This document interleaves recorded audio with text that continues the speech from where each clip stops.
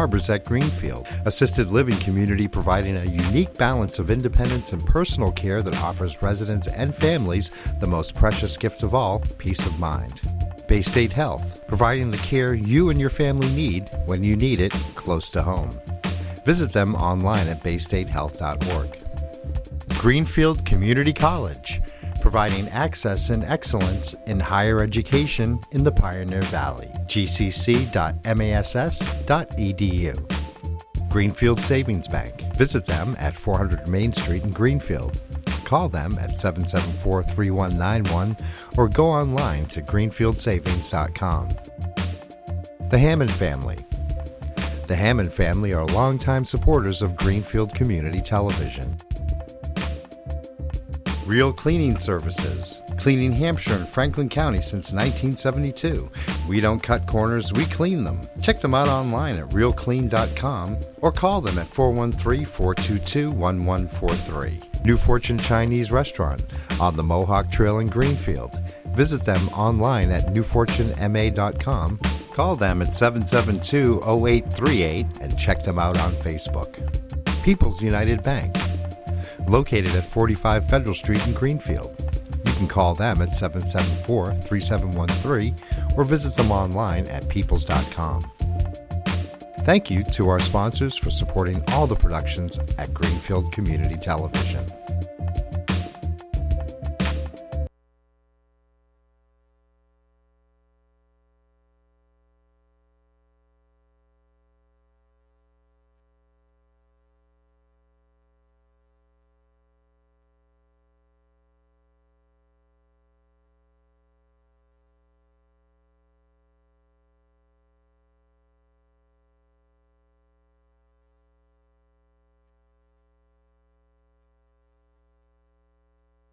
All right, I will call this meeting of the Greenfield Town Council to order at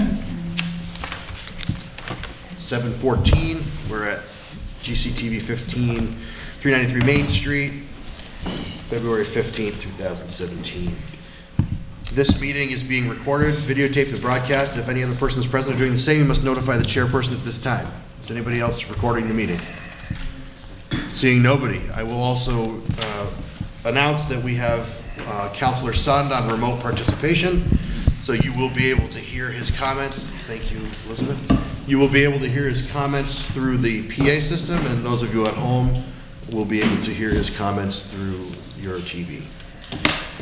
He is participating for the reason of geographic distance. Do I have to say all this too? Okay.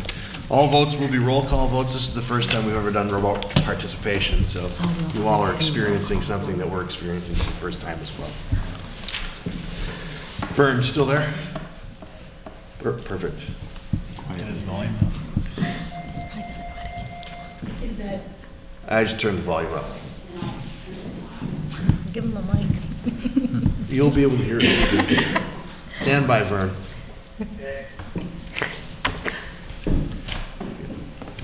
Okay, very good. Clerk will call the roll. Councilor Sund?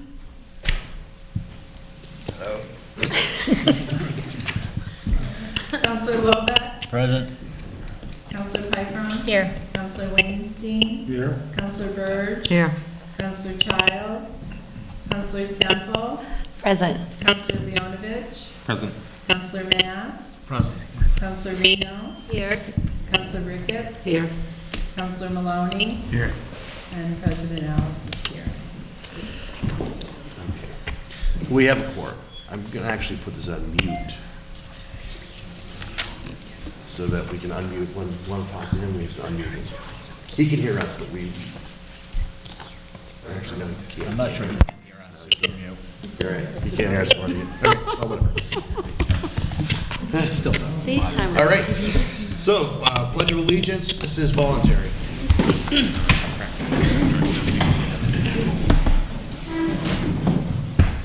Pledge allegiance to the flag of the United States of America and to the republic for which it stands, one nation, under God, indivisible, with liberty and justice for all.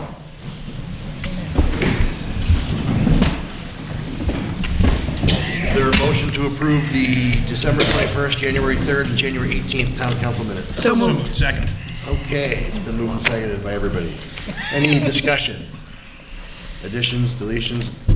Seeing nothing, all those in favor? Aye. Any opposed, any abstentions? Motion carries. Oh, do we have to do a roll call on that too? No. All right, we will move into the public comment portion of the meeting. Do you have, oh, no, I have it right here. Okay. Public comment portion of the meeting is for anyone to speak on any topic they wish to speak on. You must come up to the table, however, and speak into the microphones. That way everyone can hear you. I need you to state your name and your address for the record into the microphone before you start speaking, and we do have a 3-minute time limit on speakers.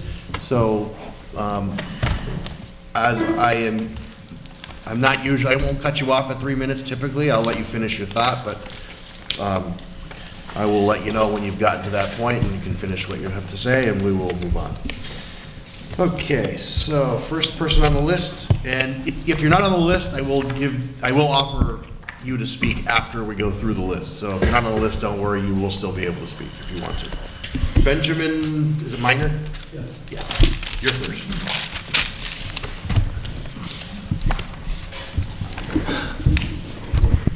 Good evening, I'm Benjamin Miner, 284 Chapman Street, and appreciate the opportunity to speak here tonight. I understand that on tonight's agenda is the mayor's appointment of Tim Mosher to the Human Rights Committee. It is incredible to me that a man who has described the HRC and its sanctuary city proposal as, quote, a waste of Greenfield's time and a waste of taxpayers' efforts would even be seriously considered for such a position. One could possibly understand this in light of cultivating a diversity of opinion on town committees, but Mr. Mosher's remarks betray a complete lack of the slightest understanding of and hostility toward the concept of sanctuary cities. As such, he is blatantly unfit to serve. Mayor Martin's appointment of Mr. Moser is a slap in the face of the Human Rights Committee. I can only assume that the town council will not see fit to repeat the insult. I also want to go on the record as being staunchly opposed to the installation of surveillance cameras on the town common. Recent events such as the destruction of the ice sculptures and the perennial teenage pranks on the manger scene have been used to justify the proposal.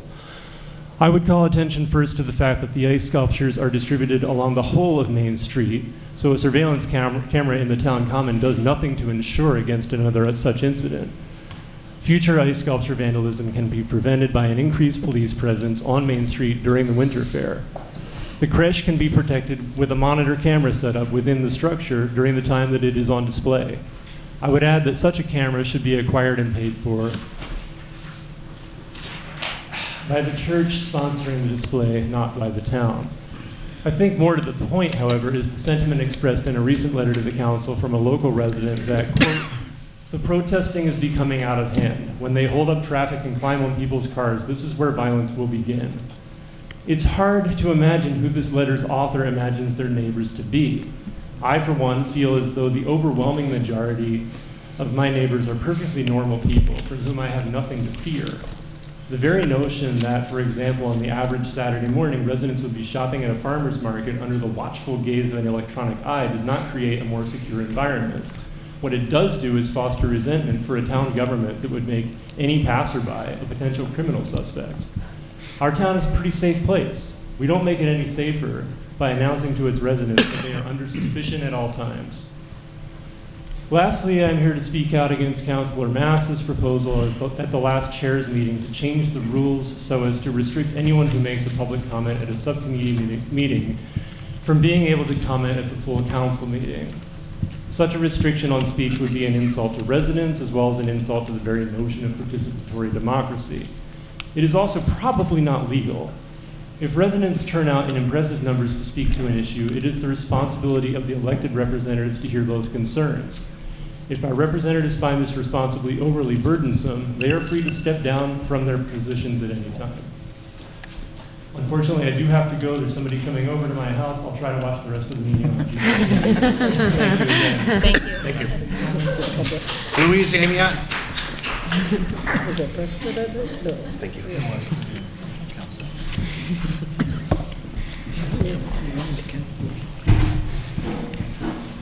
Good evening, and thank you for allowing me to speak again. I'm Louise Samuel, and I live on Madison Circle. And I would like to address several items before the Town Council.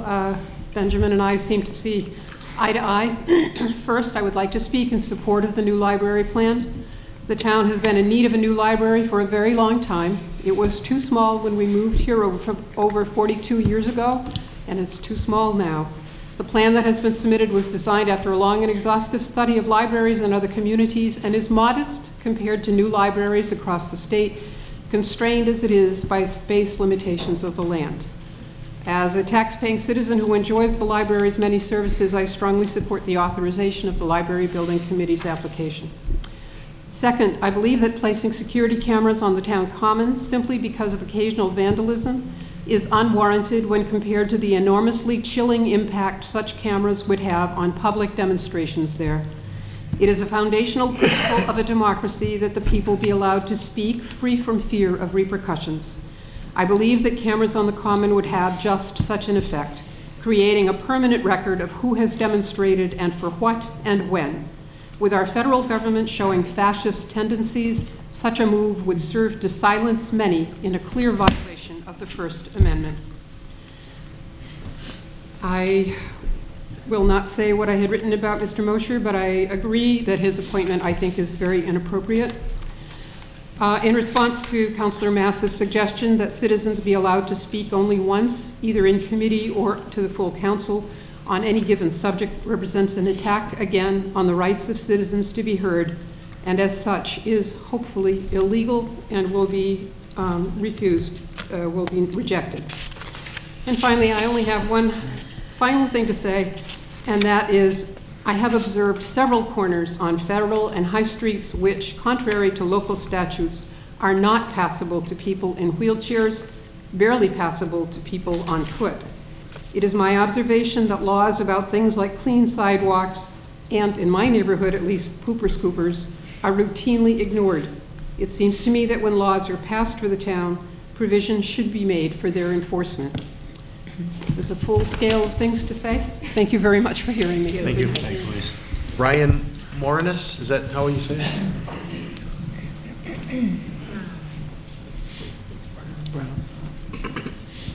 Oh, Bram, I'm sorry.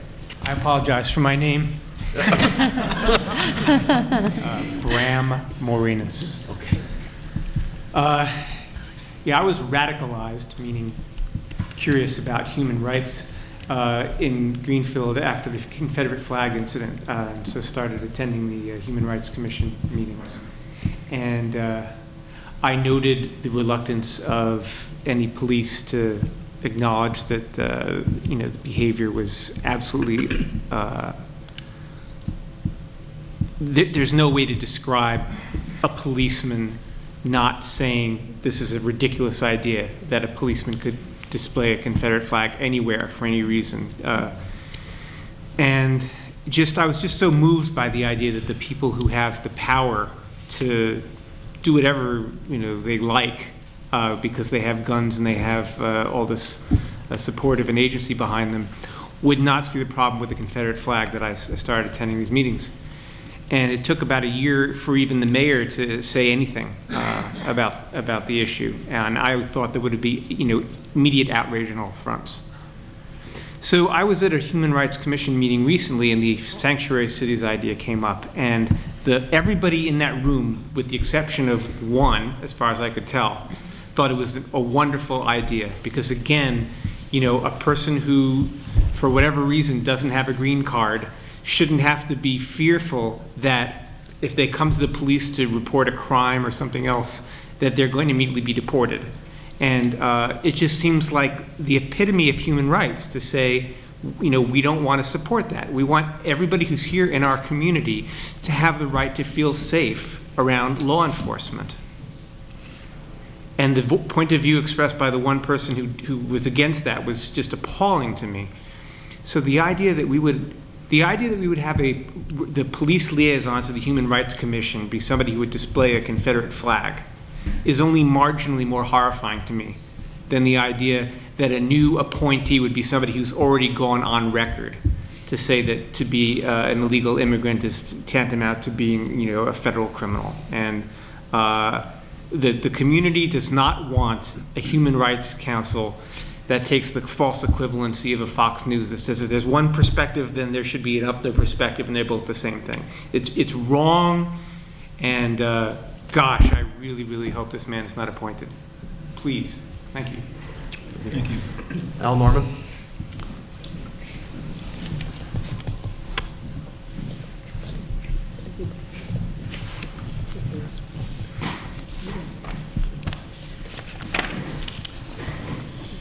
Members of the council, for the record, my name is Al Norman, 21 Grinnell Street. I was not planning to be here tonight, but I came because I was extremely concerned and confused by the activities today of some reported activity that was going to happen tonight regarding the French King Highway. Before I say that, I want to say three things, though, because, again, I'm here because other things came up which are, as I hear them, are appalling to me. Number one, I'm a strong supporter of the library, and I hope you adopt the library proposal that's been worked on so hard by citizens. Secondly, it's painful to me to even mention Mr. Moser's name in public to you. One evening I was at a planning board hearing, and Mr. Moser came into the room with a big sign that said, it said, "Al Norman does not speak for me." And he paraded around with this sign. And I felt, as I have many times in testifying before this community, that if my opinions are different than somebody else, they seem to have the opinion that they can just badger you and bludgeon you for being different. And I'm just amazed at that consideration for an appointment, as the other speakers have. I nothing more on that. I just did not plan to say that, but I wanted you to know I still have that sign in my house. I still carry it in my house because Mr. Moser left it in the room when he left, very angrily. Now, as far as the French King Overlay District, let me just say this. I called Mr. Mass today to ask him, what are you doing tonight? I don't understand. Which amendment are we talking about? Is it the second one? Is it the third one? And then right before I testified, Deb Tuttle was kind enough to give me the copy of the legal opinion of your town council that the handling of the second or third amendment, the amendment to the amendment, was not legally done here. I just want you to know that I received many calls today from residents who are confused. What is going on? Is there a hearing tomorrow, or is there not a hearing? Is there a hearing in March? Is there not a hearing? And what I was told was that Mr. Mass wants to withdraw his proposal tonight, and I just want to urge you to stop this nonsense. This is like at least the third amendment to a zoning code that I think should have gone back to the planning board, let them review it, let them come back to you with a proposal based on some real problem. Because I'm not convinced that coming up with a solution for a problem that doesn't exist makes sense to keep doing. And to keep calling people out of their homes to come to a meeting and speak, testify for or against something, and then tell them, no, it's not happening, and then we're going to do it again, and it's a reset. This problem is that there is no clear problem here that's being solved. And this amendment, every time I see another amendment coming up, it's more flawed than the last. The one most recently that I did research on has now 2 corridor zones, non-contiguous. Getting the Nolambika Native Americans upset, saying that your property's in, your property's out. Well, in fact, it's still protected for many reasons, but this latest one is the worst, and they keep getting worse. And I just want to encourage you, I think we need to start this over. I think we need to step back from the table and not just withdraw this proposal, but I urge you to vote it down tonight. And then go back to the planning board and say, we want to talk about the French King at some point, but what are the major problems that the town's trying to solve traffic-wise? If there's a problem on Federal Street, or Vermont and Connecticut license plates, I haven't seen it, but if you want to ask people, what's the problem? Start there. Don't start with something that I think is very specious and vague. Start with something real and concrete that can build on the community and not tear it apart and bring people together. And please don't keep calling people out for hearings that aren't going to happen, because now we have to now tell people by email tonight that there is no hearing. And the last thing I want to say, Mr. President, is I didn't even know about this, but the proposal that people be limited in their free speech opportunities to present to you or to a subcommittee. It may be painful for some in this room to listen to people like me come to public meetings, but I defend your right to come anytime you want to, and any citizen in this room, if they want to come again and again and again, let them speak. This is so important to our basic freedom and civil rights in this country. Please don't even think about restricting my ability and my free speech and your free speech. So thank you for listening to me, and I regret that I'm even here tonight because everything was so unpleasant for me to have to tell you. Thank you. Thank you, Thank Mr. you. Robert. Sarah Hearn.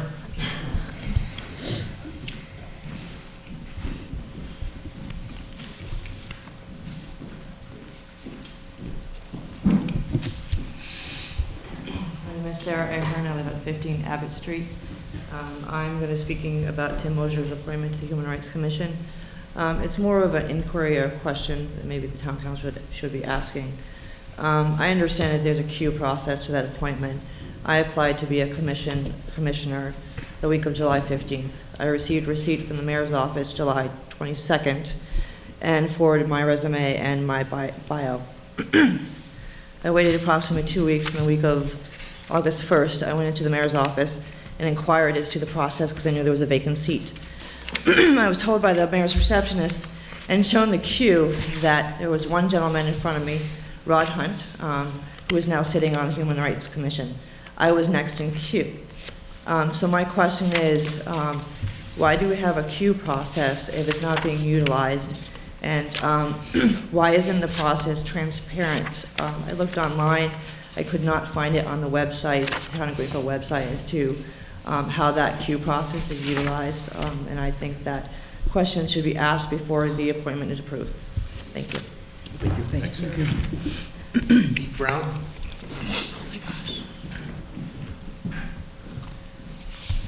Hello, I'm Pete Brown. I live at 24 James Street here in Greenfield. I've just finished typing up my speech here, so bear with me.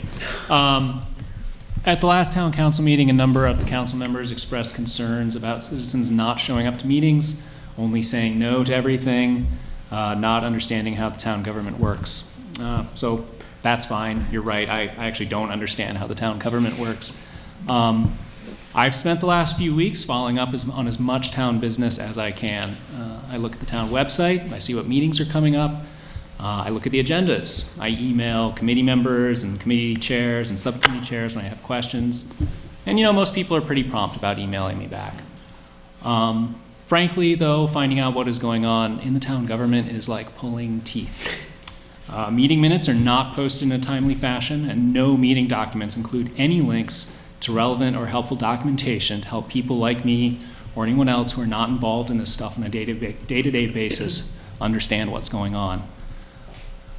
I think there's a perception that a lot of us are suddenly showing up because of the overlay district. Fair enough, for me, that's what got me out here. It's not what's keeping me here. I'm not a paid protester.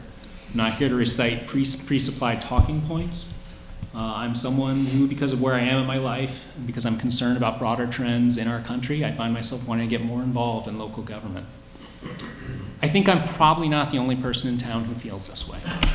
I would ask all of you on the council to think about how we might make the workings of our town government more open and accessible to the people like me who want to get more involved. I will also say, thanks for putting the stuff on the town website. At least it's there, or at least a little bit ahead of a lot of other places I've lived. One last bit. I emailed all of you. Oh, shit, screensaver. I emailed all of you on January 26th with some questions about your work on the town council and how the town council works and why you're on it. To date, on February the 15th, I've heard back from 4 of you. So thank you to the 4 of you I've heard back, and I apologize to some of you for my scheduling problems. For the rest of you, if you're not interested, that's fine. As I said in my email, just let me know. If you're not comfortable answering the questions, let me know. That's totally fine. Otherwise, I continue to look forward to hearing back from all of you. Thank you. Thank you. That's the end of the list. Is there anyone out there who would like to speak who was not on the list? Seeing no one. Move on. Councilor Sunding is still there.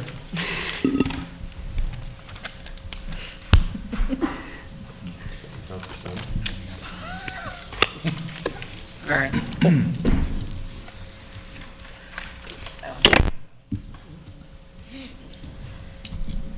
I think we lost Councilor Sun. Maybe he'll call back. All right, we have no public hearings tonight. Communications from the mayor, town officers, and employees.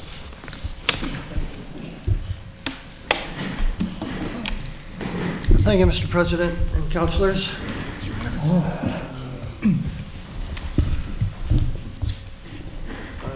I spoke at the Ways and Means Committee earlier, and I wanted to reintroduce, I guess, that a question from the chair that I think is important. So there seemed to be some misunderstanding in that there was a plan to bring the library project forward before public safety. And in fact, there was a plan. It was just the opposite. I had planned to bring the public safety project before the council and before the library project. The reason that we couldn't complete that, we had our plan for a request for proposal to go out, and also our floor plan for the public safety complex in December. And it was during that November-December conversations with a couple of state agencies that delayed the approach. And I wanted to make sure that the library had come to the council before their application was going to be acted on certainly by the state. So what ultimately happened, I requested that the library project come forward in January, and then hopefully we would have something more concrete on the public safety complex when I bring it to you. Hopefully that'll be in the next 30 to 40 days. What I wanted to bring to you was a letter of intent from the state that would really solidify the move that we're expecting to make with the public safety consolidations. With that, I want to make sure that you know that I do support the library project, and that it and the public safety complex both fall within our debt gap and our graph that we've worked out through the year 2025 to 2030, and that the debt gap itself, the payment of the debt for these projects, is based and predicated on the bonds that would be used to finance them. But it's in the operating budget, and the operating budget, our debt line is between 0 and 10% of the operating budget, so that the payment for these in the future are calculated within the operating budget. That's very important. It wouldn't work if we didn't have the debt gap available, but we know what's being paid off, and we know roughly what's going to be needed to borrow for these two projects. So I wanted councilors to know that, and Jane Wall is the chair of the Library Building Committee, and wanted to make a comment on that project. I apologize for those of you who have already had to listen to me, but I'd like to bring everybody else into the circle. This was our grant application, which each of you received a copy of. 78 people worked on this grant application over the last 3 years, and every piece of it has been discussed endlessly and with a lot of thought and time. And we would be happy to have all 78 people come and tell you about their support for the library. But this vote tonight really is not the time for them to come. This vote tonight on letting us make our application is allowing the state of Massachusetts to decide yes or no on whether or not Greenfield deserves to have a new library. That's all this vote is. Then, if they decide that we are eligible for the new library, They will give us a grant, and we will come back to the town council and ask then if we can go forward with the library with more information. So that's that part of the vote for tonight. For the vote on the schematic design and the location of the library was worked on a lot, and I want you to all know that every day, let me turn to the right page, 500 people go through the doors of the library on average. And 10,000 people in Greenfield have library cards. And that does not count children, because children obviously use their parents' cards. So everybody uses the library in Greenfield almost. And we think that the people in Greenfield deserve another library. It needs to be downtown so that the economic stimulus of all those people using it will be kept for the downtown businesses. We also think that with the amount of parking that we have designed into this library when the fire station is gone, and the ease of getting into and out of the facility, even more people will start using the facility. I want to also let you know, because we've heard a lot about how the design of the library is not exactly what people like, that the design is just to give you an idea of what a library would look like in that particular spot. The size of the library has to stay the same. If you go back to the master plan, you will find that the master plan called for a 30,000 square foot library. The advisory committee did a survey of the town and came back with a 30,000 square foot library. And when the building committee discussed it with our mayor, he felt that that was too much space for the library, and we managed to reduce it to 26,800 square feet. And that's where it has to stay, because that's what it has been sent into the state. We reduced the size by taking away staff space and workspace, and kept the user space as close to the original plan as possible. And there's not anywhere else that we can find that we can reduce the size.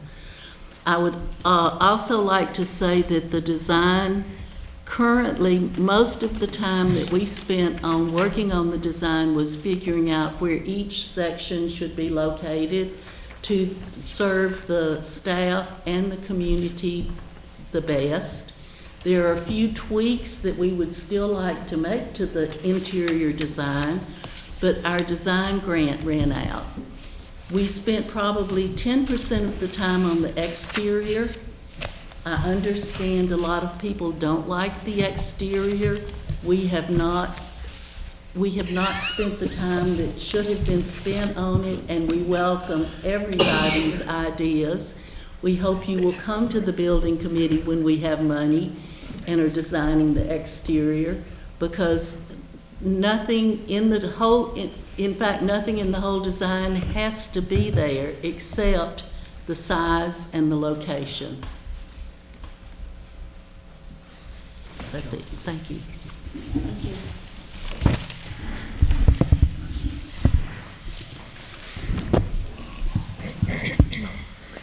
Within the past couple of days, I received a resolution from the Human Rights Commission. The Human Rights Commission is an advisory committee to the mayor.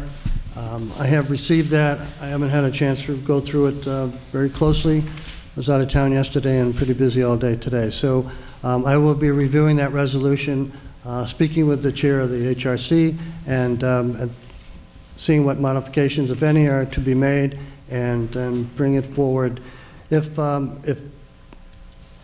need be, to the town council.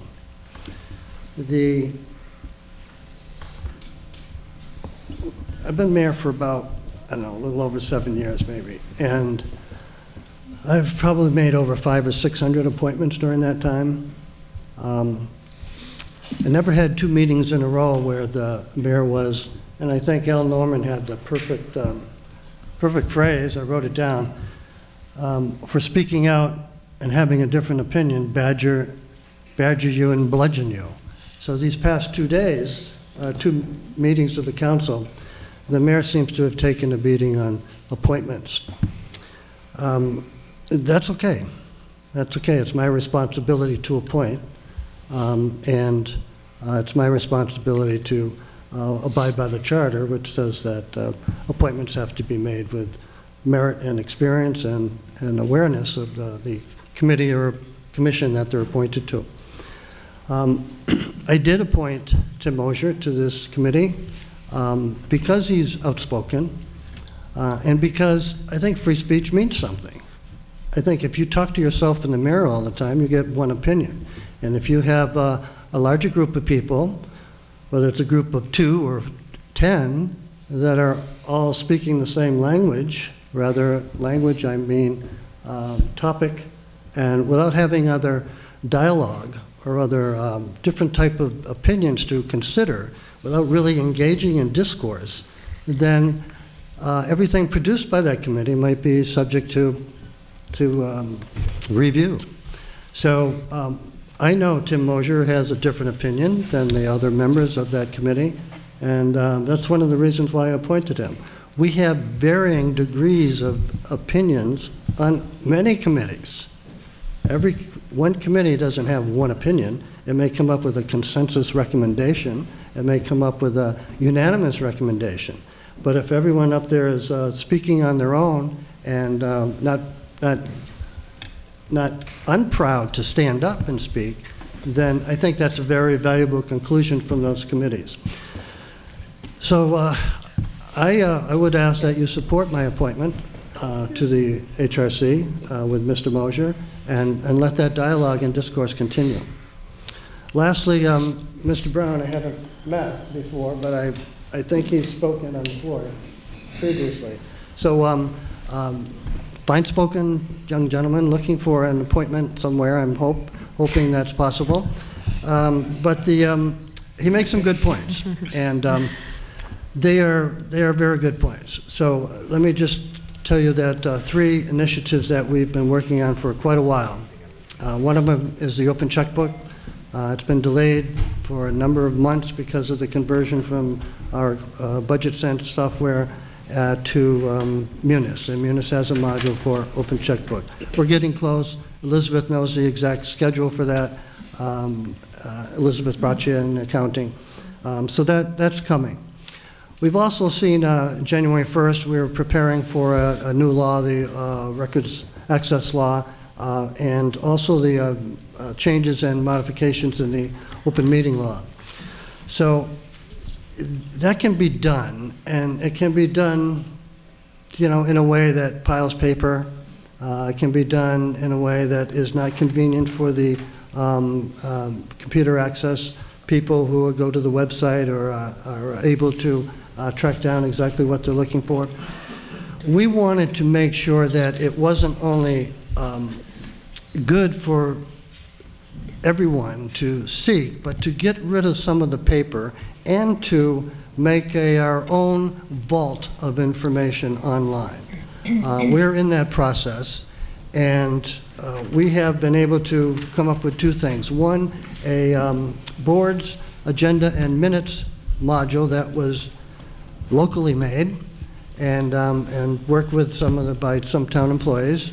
And also another software program that doesn't cost very much but is just excellent from another state called NextQuest.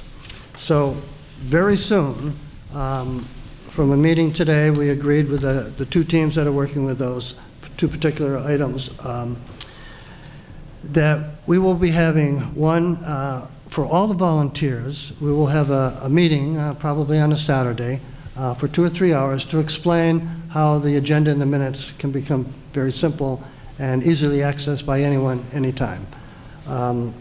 Next, the NextQuest software will be explained to municipal employees, again in a training session, how we are able to provide immediate access to all of their residents or anyone else who wants to go to our website with the new software that's developed with that. It's very quick, it's multi-populating, and it's done from different sources within the town. So, Dee Brown, that's an excellent idea, and I thank you for your patience, and I know everyone else has been waiting for a number of things that we've more or less promised in the past and haven't been able to complete yet. But we're close. So thank you very much. I'll take any questions, of course. Questions for the mayor? Councilman Long? Thank you, Mr. President. Mr. Mayor, at the A&O meeting when we were talking about Mr. Moser's appointment, I had asked at that point to get a little more information just around process of how you're communicating with people who are applying, who are perhaps believing that they are indeed next, and then are not. Can you give us a better sense of what that communication looks like? And I guess specifically in this, I am wondering, was Ms. Ahern notified, encouraged to look at other positions? Was it indicated that she would be considered for a Human Rights Commission appointment in the future? What did that communication look like? Yeah. Thank you, Councilman. I do recall our conversation, and in fact, I apologize for not getting that written report back to you from the lady who takes care of our boards and commissions. We'll do that tomorrow. Basically, we keep everything in a chronological list.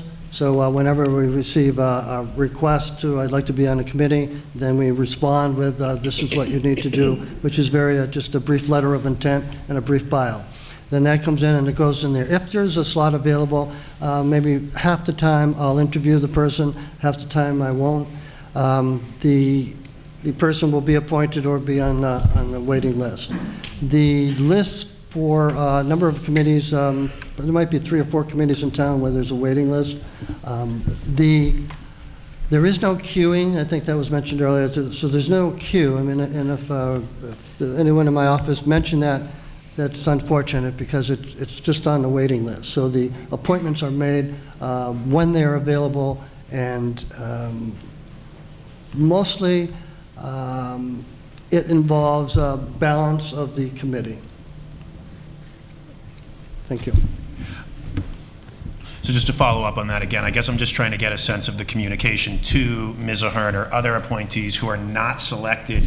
Is there some kind of follow-up communication? I guess what I'm getting at here is I'm concerned that people who are not appointed are then just kind of hanging in the ether. And I know you have indicated at these meetings in the past that you really value those volunteers who want to come forward. So I guess what I want to be sure is that the mayor's office is doing everything they can to encourage people who are not selected for an appointment to keep applying, to indicate if they want to stay on that waiting list, to consider other appointments. What happens to encourage people who are not selected to indeed stay in the loop and be active as volunteers in the town government?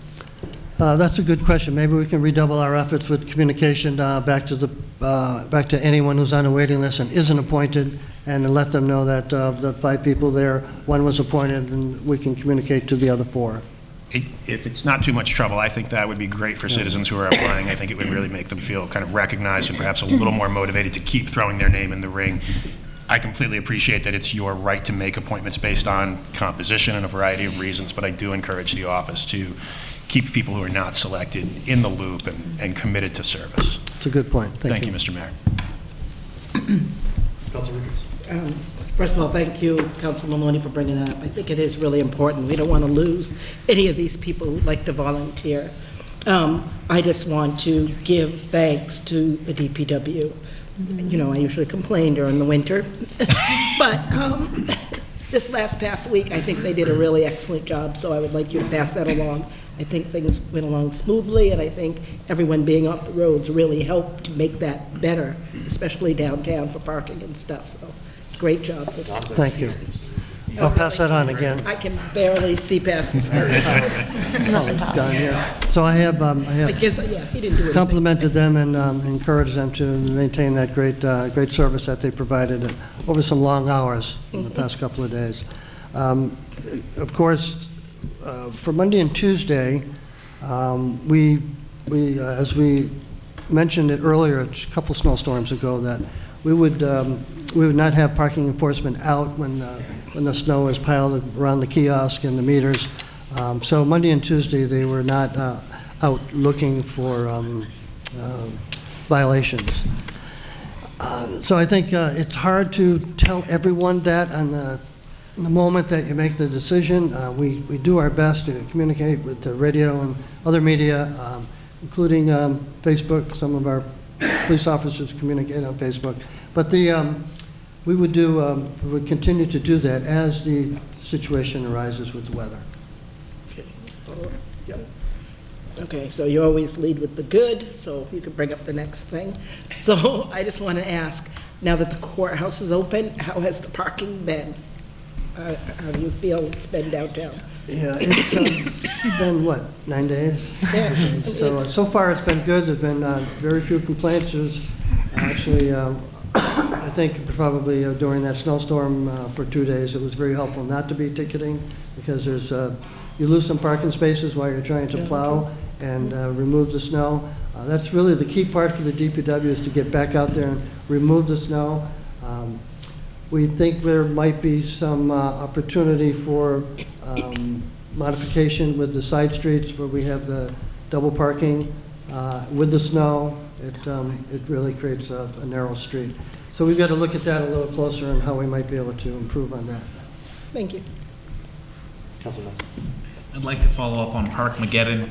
I've been in communication with your office and the Parking Commission regarding a perceived and actual, what appears to be an actual change in policy regarding the ticketing of permit holders in permitted spots on Saturdays. I know that that is something that's under review, and I understand that the meeting was canceled because of the snow. Can you tell us what the status of that is, what actions you're taking while it's being revisited? Yes, the permit holders are, it's my recommendation that permit holders will be able to park in their permitted lot Monday through Saturday, and of course there's free parking on Sunday.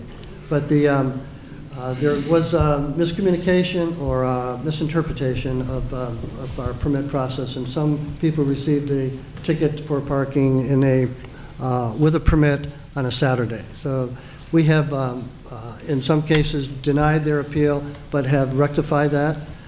And in some cases, we have allowed the appeal and understood that there was an error in that ticketing.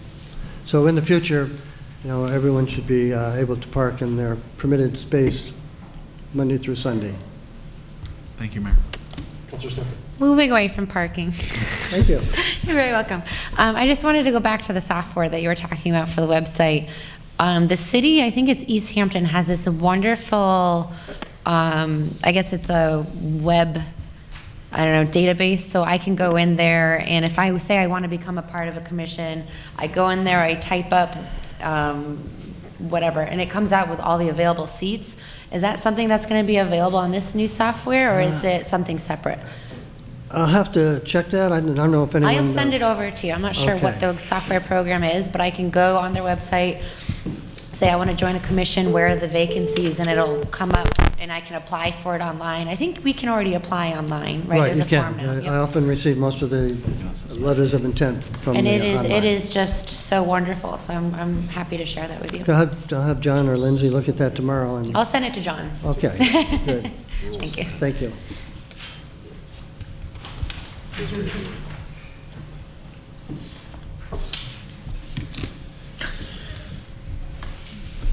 Thank you. Any further questions? Hang on one second. Oh. We're having technical difficulties with remote participation. President, could I just have a point of information? Yeah. I'm not sure if the folks at GCTV know that we're only seeing, the camera's only getting the back of everybody who's speaking. It's only, like Mayor Martin, anybody watching on TV only just saw the back of your head. Oh, and I need a haircut. Until you fix it. It's not working. Okay, I see. All right, so everybody just know the back of your head is what's getting seen. Sorry. I'm just giving you around. Yeah, I know. Okay. I'm just going to continue.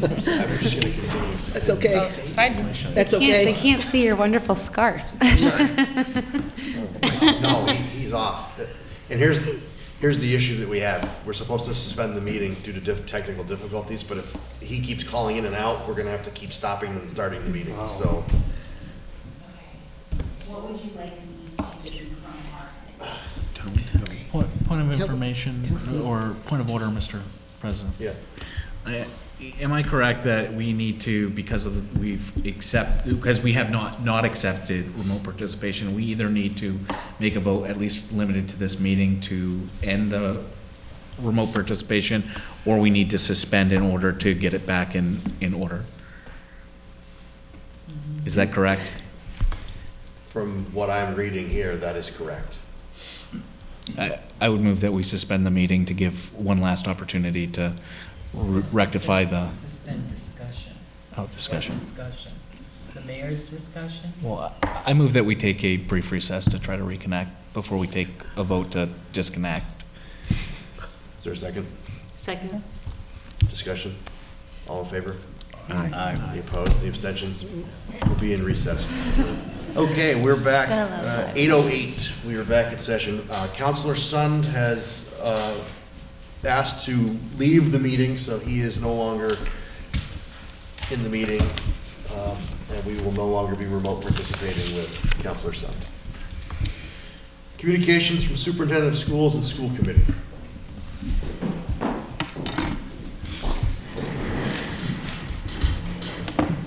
Hi everyone, Adrienne Nunez, Vice Chair of the School Committee and Chair of the Budget Subcommittee of the Greenfield Public School Committee.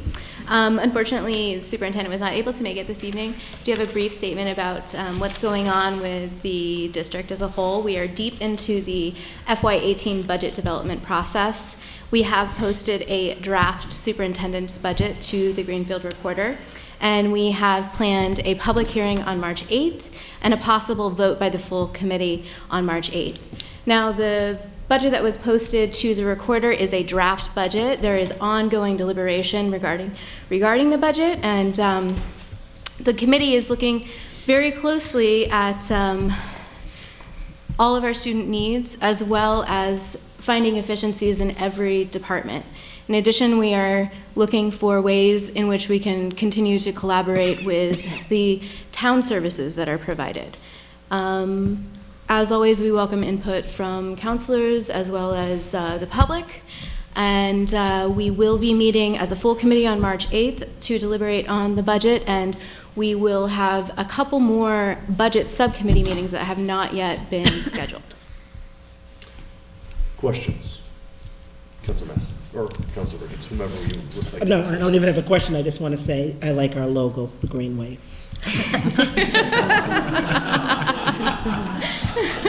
Councilor Mass? I'm a big fan of the Green Wave too.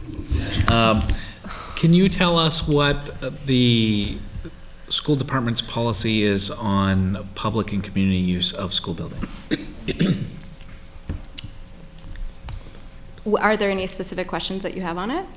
Generally, what is the policy? If a member of the public or a community group wants to use a school building, if a government agency like the town council wants to come in and meet at the schools, is that something that is possible? That is possible. I don't have the policy in front of me, so I don't know all the specifics. We do prioritize certain organizations, including nonprofits and other government organizations. So those would be a priority of use of our facilities. If there are any, my understanding is that if there are any additional costs that are raised due to use of the facilities in terms, generally it's custodians or folks that are present on the premises to supervise, those costs are generally charged to the organization depending upon what category they fall into. And if there are no additional costs, if it's off school hours and there's and someone wants to hold a meeting or rec basketball or something, and you already would have a janitor there, that you'd already be heating the building, if there's no additional costs, is that something you would be charging for? That's something that I can't give you an answer to right now because I would want to review the specifics of the policy. So we can get back to you on it. If there are any specifics, do you have specific questions? Just generally looking to make sure that the community is able to have access to the schools. Sure, absolutely.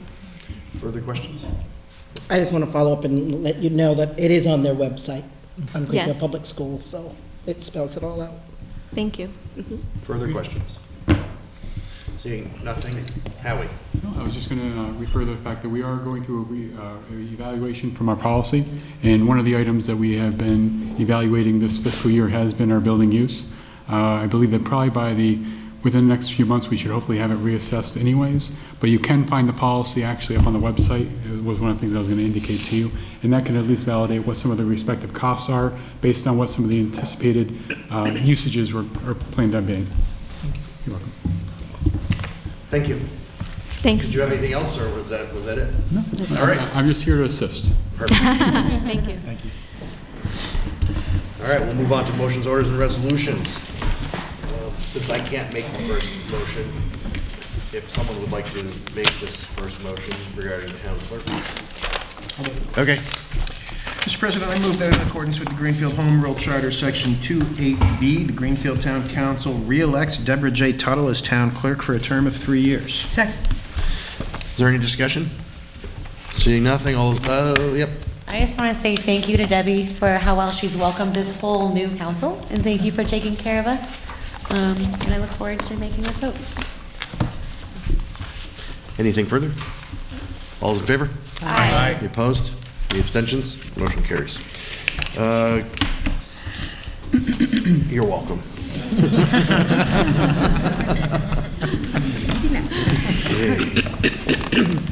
So, Bill, Councilor Childs is not here.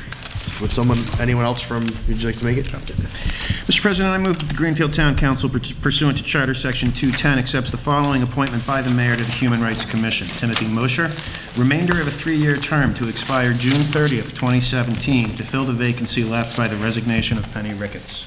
Second. Motion's been made and seconded. Discussion. Councilor Maloney. Mr. President, just for disclosure or whatnot, that A&O did have a positive unanimous recommendation with 4 of 5 members attending. There was some discussion around process, queuing, what people believed the process looked like versus what the process actually is, et cetera, but the final vote was a recommendation of all present to do a positive recommendation. Thank you for that. Councilor Reno. Thank you, Mr. President. I was not at the Appointments and Ordinances Committee meeting on this particular appointment.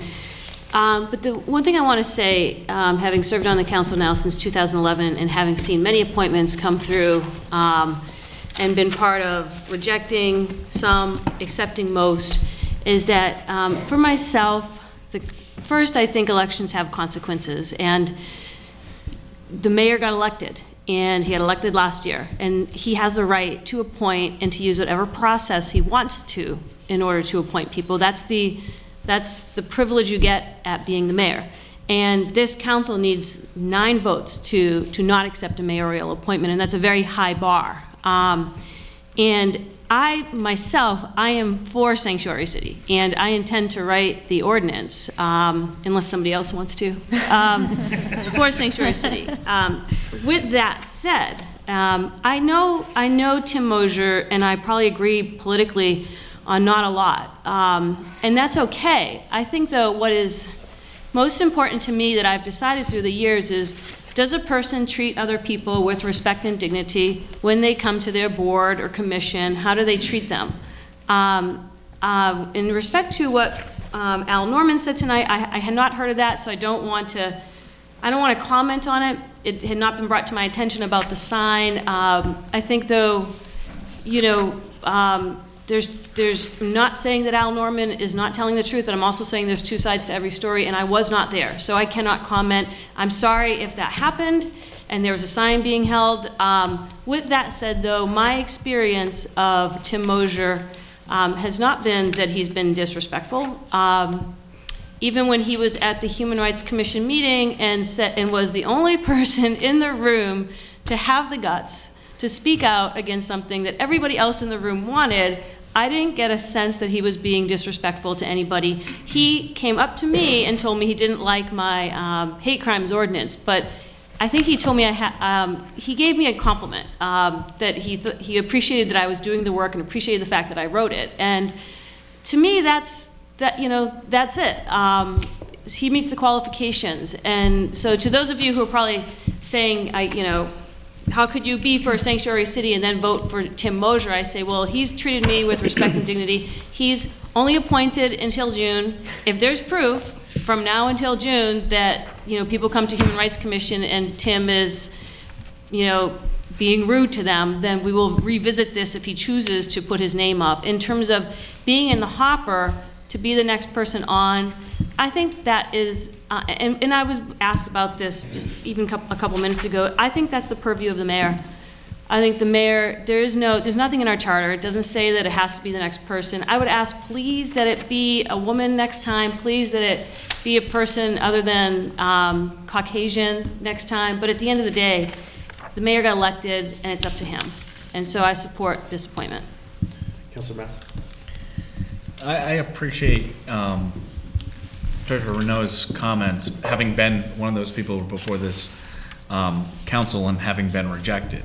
I think there has been a change in the way we treat people who come to serve, both those who are appointed and those who are not appointed. And I think we're making some additional efforts under the leadership of Councilor Maloney about how to making sure people continue to participate. And I think that's all good.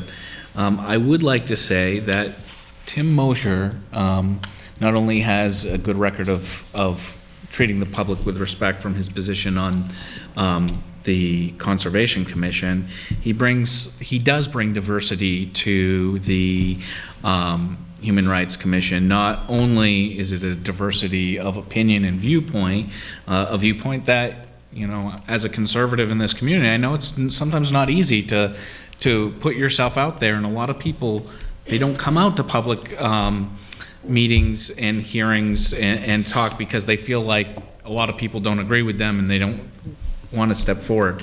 Tim Moser has never been shy about saying what he believes in a respectful way. But importantly, he's also a disabled veteran. And to my knowledge, there are no veterans, disabled or otherwise, on the Human Rights Commission currently. And veterans are a protected class for many things in the Commonwealth of Massachusetts.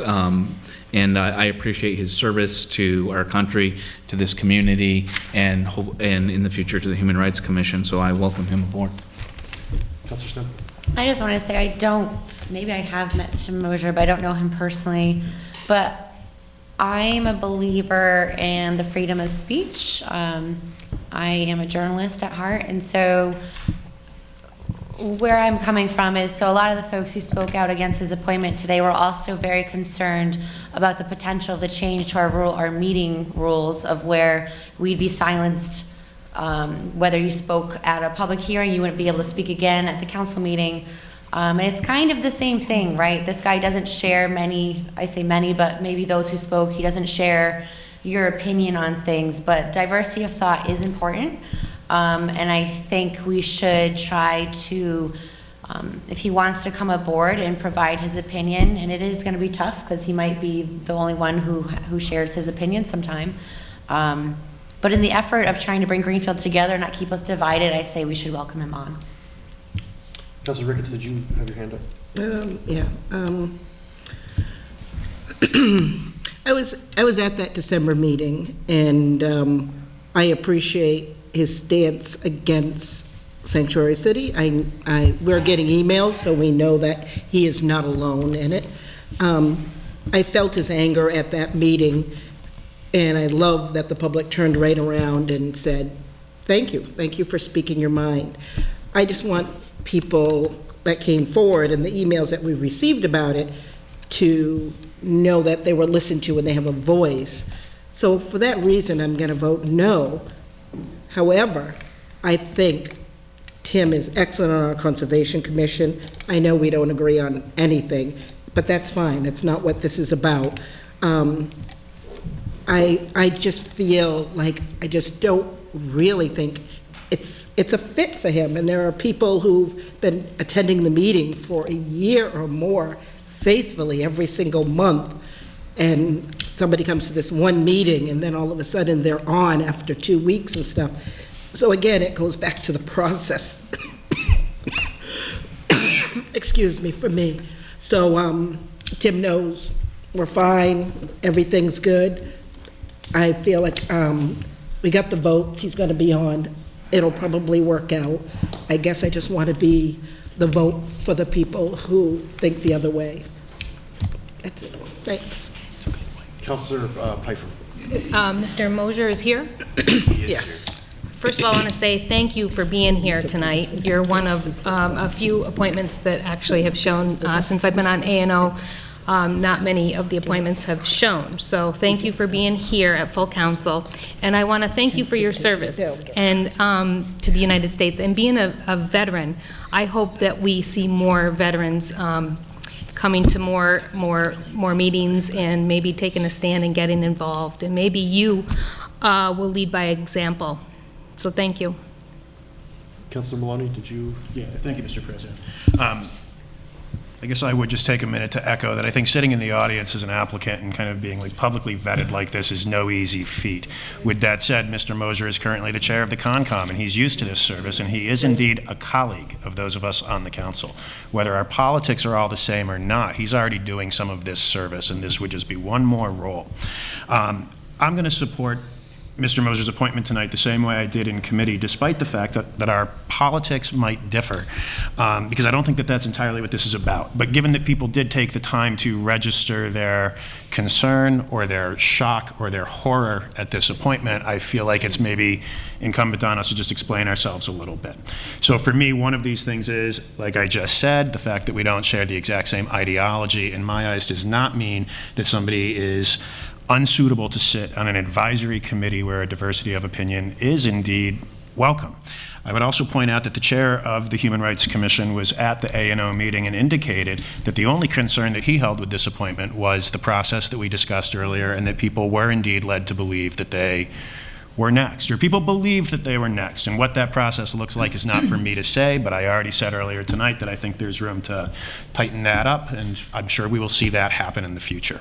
The other thing that I would point out for people that are concerned is this is a 4-month term, and I don't think that Mr. Moser is going to be able to do this incredible amount of damage to the dignity of people or to the functioning of this group over a 4-month term. And if it does indeed seem that that is the case, then the Human Rights Commission members can come and register their concerns or displeasure, and the citizens can come and register their concern and displeasure at that point.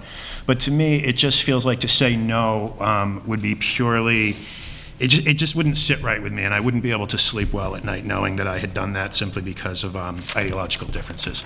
I would also point out that the last time that this council rejected an applicant, it politically activated them to the point where they ran for council, and now they're our vice president. So you never know what blocking an appointment could lead to, and let that be a lesson to us all. Choices. So I support Mr. Moser in this appointment. I appreciate that he brings a different perspective, but I just wanted to kind of acknowledge that people had concerns, and while I hear them, I don't share them, but I do hear them. So thanks everybody for their participation. Anything further? Seeing nothing, all those in favor? Aye. Opposed? No. Abstentions? Motion carries. Welcome to the Human Rights Commission, Mr. Moser.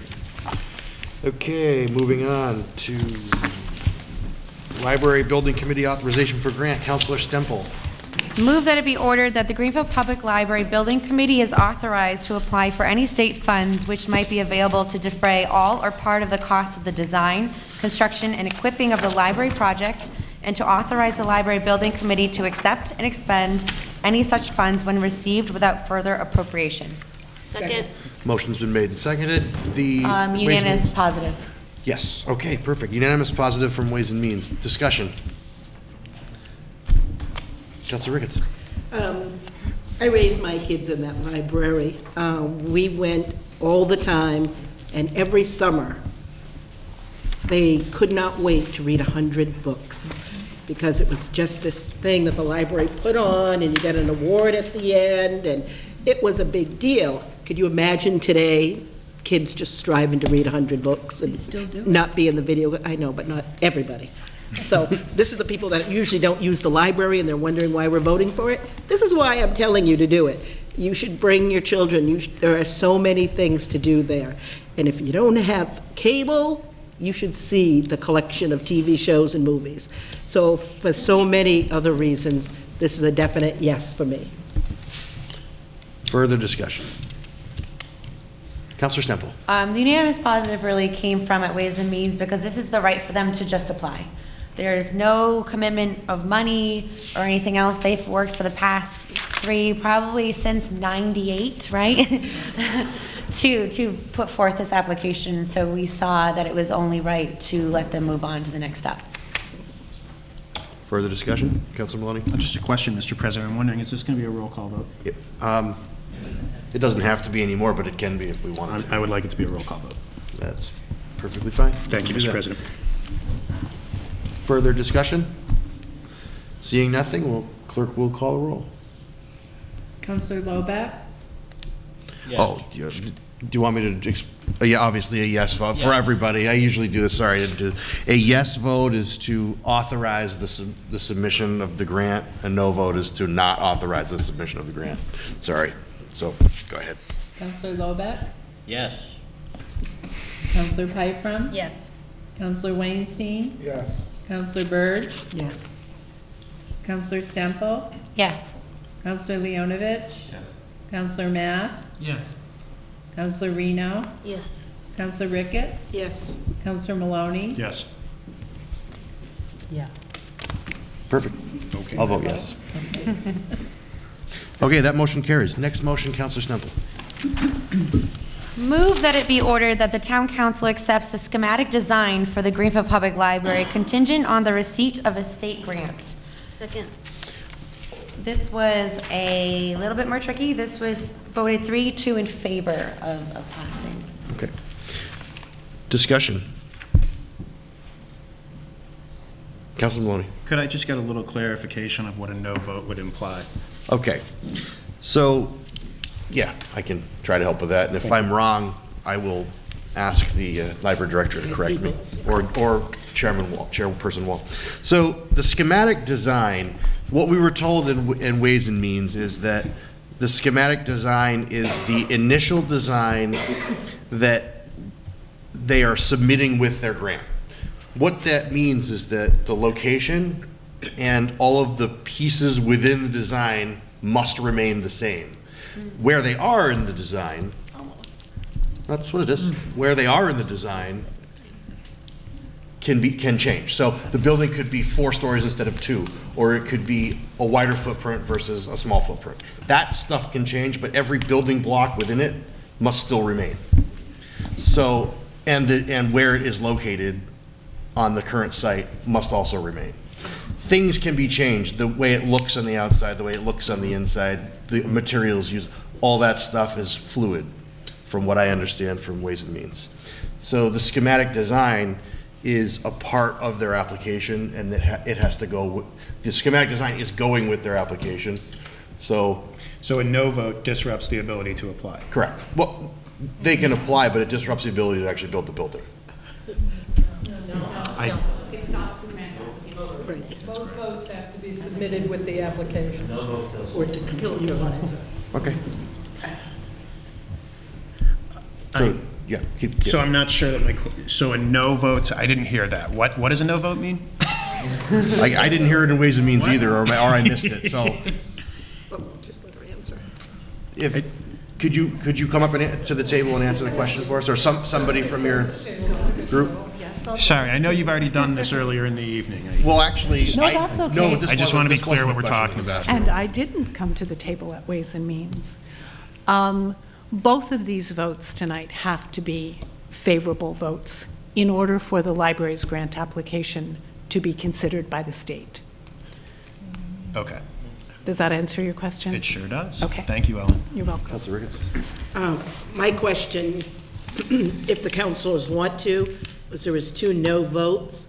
What was the rationale? Is there something that I am missing from that?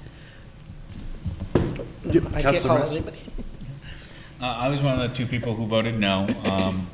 Let me start by saying I love the library. My kids love the library. We love the children's room.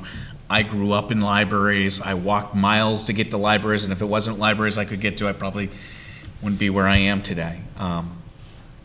That said, I have concerns about the schematic design. I wish this vote came to us before they submitted it so that maybe we could be more impactful on the schematic design. Specifically, I am concerned about the size of the library.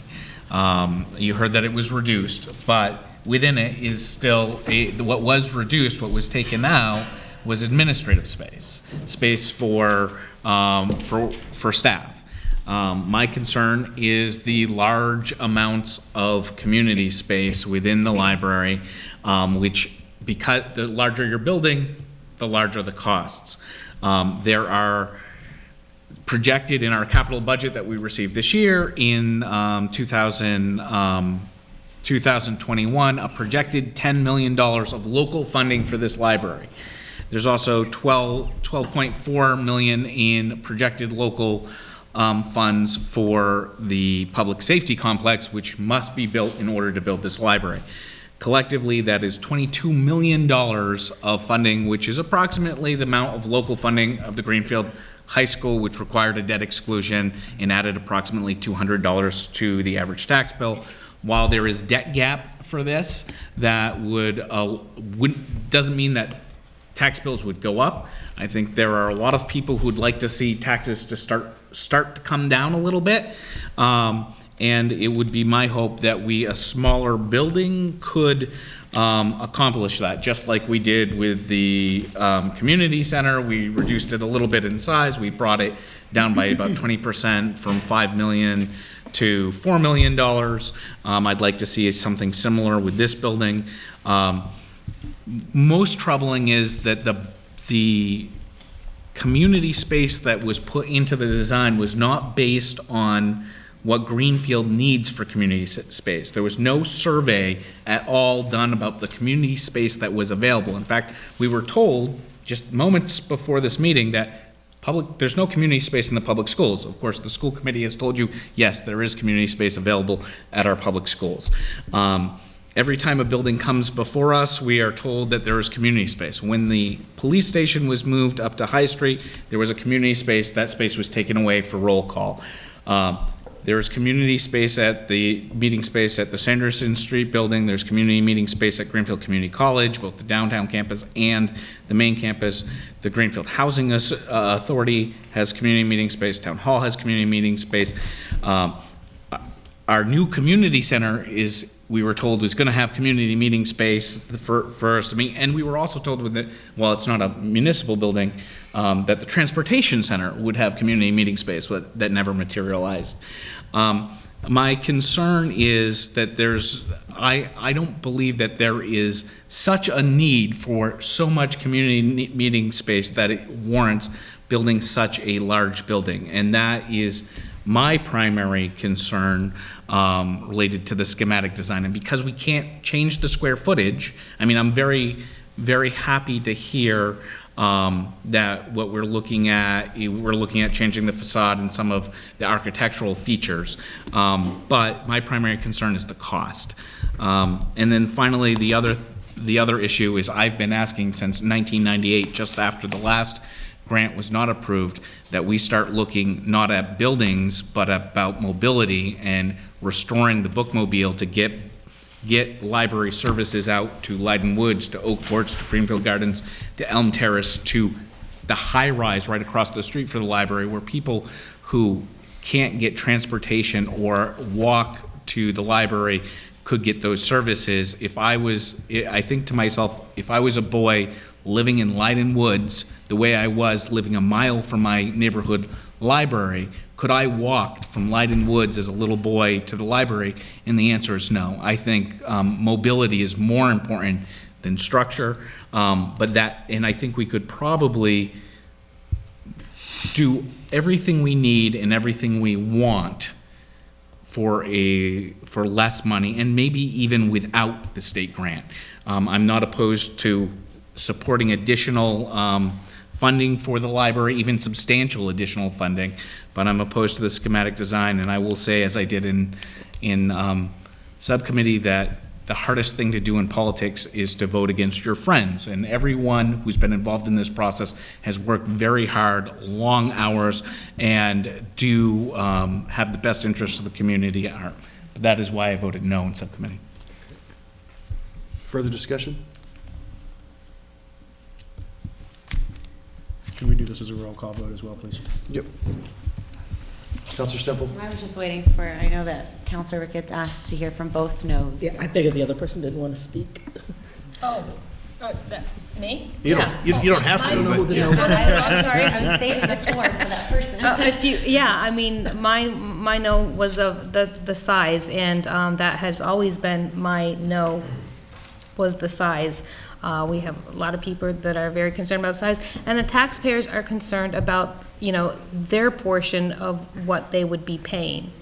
But mostly it was the size, and I thought we would hear more about the financial part of it too. I thought that taxpayers would hear more about the future and how they would be affected. But, it was just the size, sorry. Counselor Birch? Yes, I just wanted to say that I was a yes vote. Before, I wasn't quite sure what I was going to do, but I understood that to move forward with this process, a yes needed to be done. Both, I had concerns about the schematics and was happy to learn that they could be changed. And I was also concerned mainly about the public safety complex. It still feels uncomfortable, but I am a risk taker and we don't know what's going to happen. And I'd like to help move this forward. So I'm still staying with my yes vote. Anything further? Counselor Stemple? I was very undecided. My main concern was the public safety complex. I didn't want to have to put a library ahead in front of a public safety. I spoke to the fact that there's two drivers in economic development. It's public safety and it's the availability of real estate. But so long story short, I did change my mind because one of my goals for joining council was obviously to show my generation, you too can serve on council. But then second was to revitalize my town and to really focus on our downtown area. I grew up in the downtown area. I live in the downtown area. And I shared this in Ways and Means, so those of you who had to sit through it, I'm sorry. But I'm too young to remember when GCC was on Main Street. And when I did my research for running for council, and I was like, what economic drivers do we really need? I heard a lot of citizens say what a hit downtown took when GCC moved outside of the downtown area. Education centers, meeting spaces, more meeting spaces might be better than less. There's currently a for-profit meeting space being built above the arts block. So if that says anything, there's a need. And keeping people meeting and gathering in the downtown area will create the foot traffic we need to support downtown businesses. And I want to speak to Councilor Mass's adamant that they didn't do a survey for the community needs of meeting space. If they didn't do that survey, then they did every single other survey and piece of research that they had to do. And I know that I was a counselor who was more difficult towards the community center because I needed more information, I needed data, and I feel like the whole way, the library committee, even if I didn't ask for it, there they were with the data, calling me, emailing me, and so I really appreciate that. They set a really high standard for how capital planning and how building of buildings should happen in our town. But I want to say libraries aren't just for meeting space, so we shouldn't really get too hung up on that.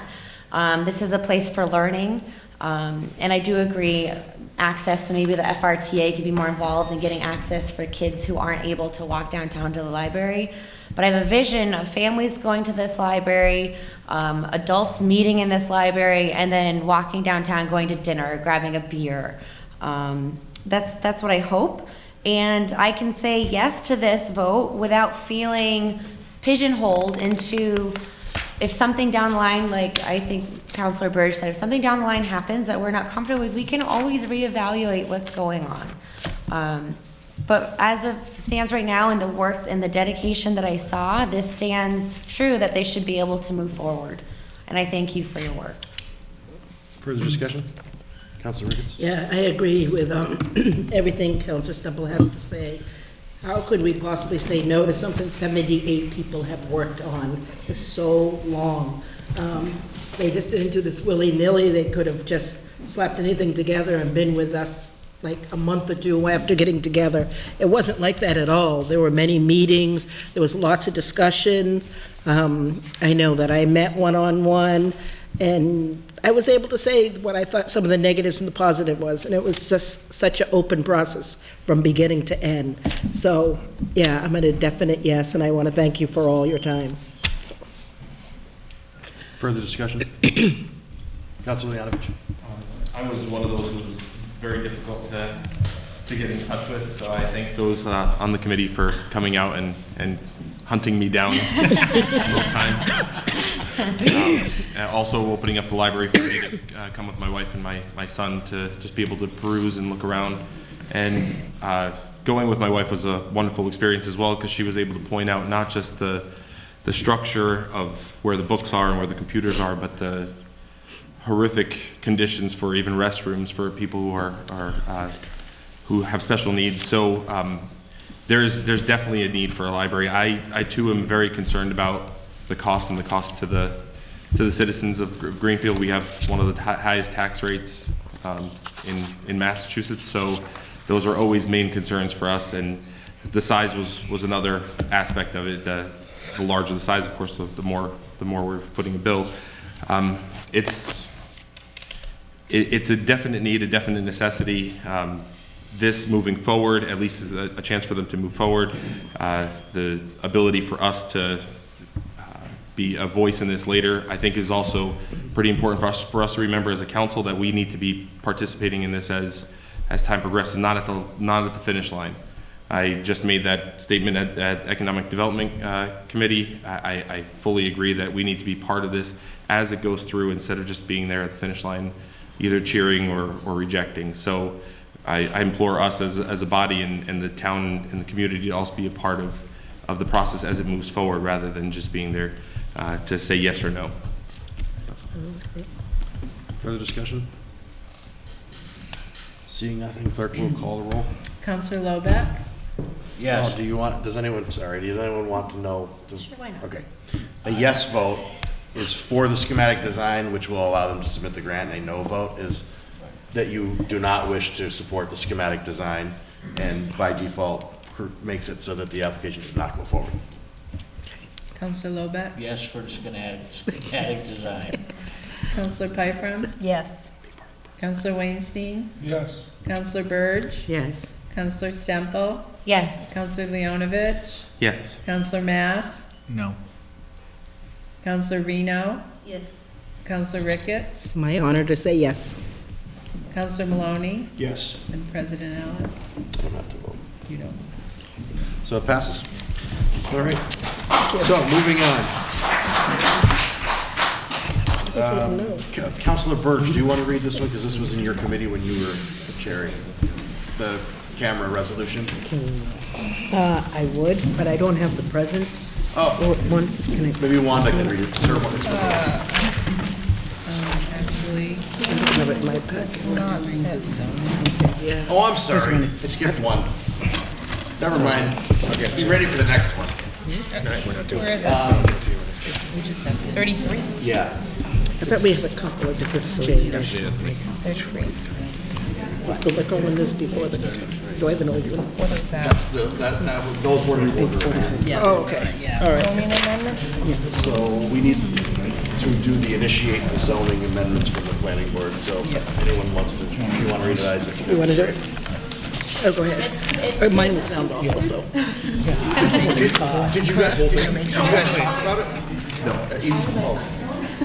Well, anyone can read it, doesn't matter. It's just to initiate, so. I know, I'm trying to trial by fire. Just kidding. He'll have the last one. I get the last one. Go ahead, Isaac. I move that the Town Council of Greenfield hereby initiates the following zone change in accordance with Mass General Law, Chapter 40A, Section 5, Zoning Amendment 1. Amend Section 200-2.1 terms and words of the zoning ordinance by amending the definition farm and poultry. Zoning Amendment Number 2, amend Section 200-6.1 driveways and entrances, subsection D3B, by revising the minimum width for common driveways from 18 feet to 20 feet. Zoning amendment number 3, amend section 200-8.1, enforcement of zoning ordinance requiring a certificate of occupancy by adding a new subsection 5. Zoning amendment number 4, amend section 200-8.4F of the zoning ordinance to require as-built plans for all approved projects by adding new subsection F3. Zoning amendment number 5, amend section 200-8.4G, the zoning ordinance as follows. G, appeals. Decisions on site plans reviewed by the Inspector of Buildings and Planning Board may be appealed to the Zoning Board of Appeals in accordance with 200-8.6 of this ordinance and with sections 8 and 15 of the Zoning Act of Mass General Law, Chapter 40A. Decisions on site plans reviewed by the planning board or by special permit granting authority as part of this permit application may be appealed to the Superior Court in accordance with Section 17 of the Zoning Act, Mass General Laws, Chapter 40A. Zoning amendment number 6, amend 200-7.17 medical marijuana dispensary treatment centers of the zoning ordinance by amending the title of the section to read medical marijuana dispensaries and revising the same throughout 200-7.17. Zoning amendment number 7, amend this section 200-8.4 subsection C2 of the zoning ordinance by changing building inspector to inspector of buildings and by adding the Board of Health. Is there a second? Second. So this is a vote to initiate the zoning change, so this just means we're initiating it and sending it to EDC to have public hearings, as is required by law, just so that everyone out there knows that. So, all those in favor? Aye. Any opposed? Any abstentions? Motion carries. Now we'll move on to the cameras.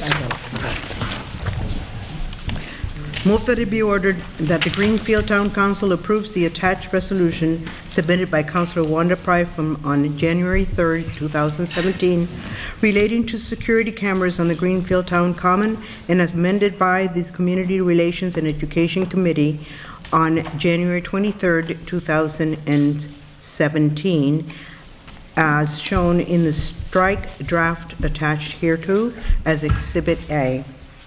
Second. And the committee's recommendation?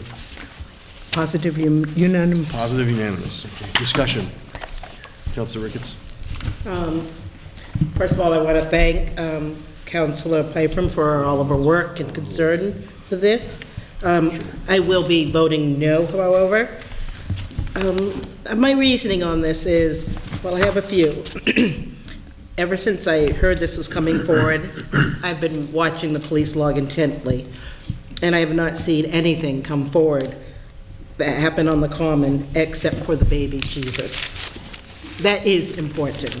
But what's more important is I like how the community rallied and thought of ideas, and one of it was to get the plexiglass. And we had a local company who came and not only donated plexiglass, but installed it. So we solved that problem, and I know for next year they're gonna move the fencing back and give that even more protection.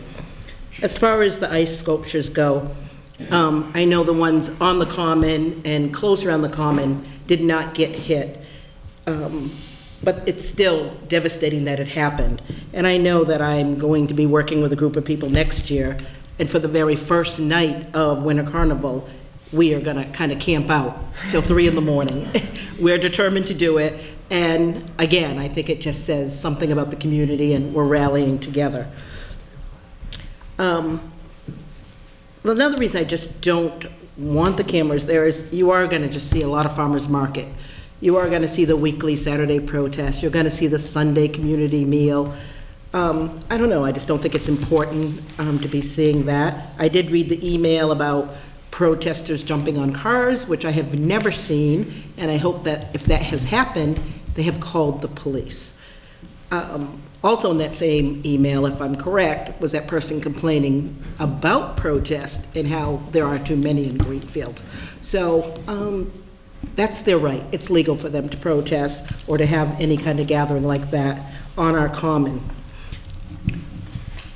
Also, me see what else I wanted it. We don't know how much this is going to cost. This is the exact same council that budget hearings last year really nickeled and dimed the budget.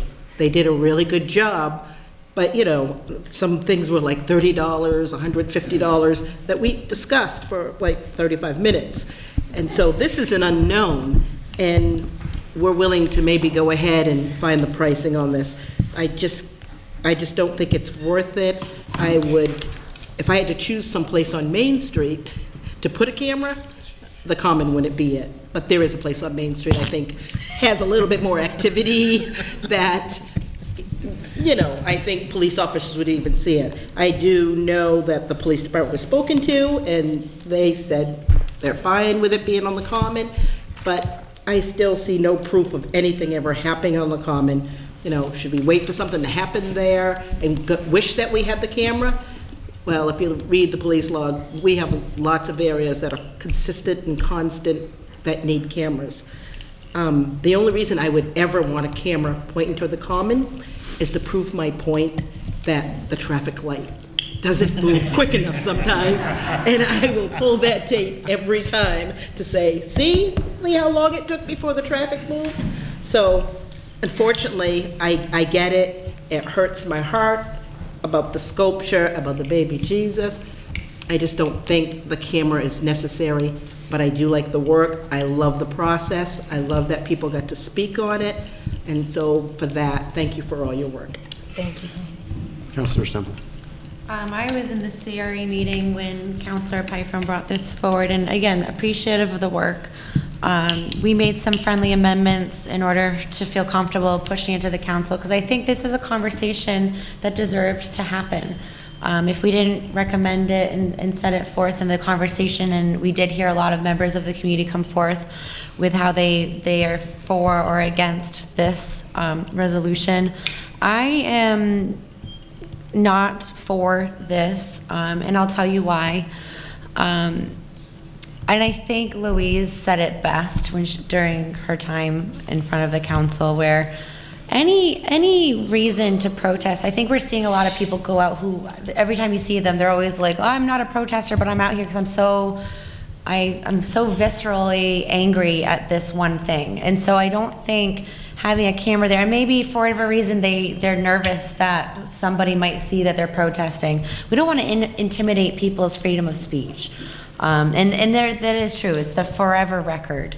So as Councilor Ricketts said, there proof. I mean, I guess we don't want there to be proof, but therefore we haven't seen any proof of the need other than the crush and the ice sculptures. But I still believe in our town, and I think we don't really need this.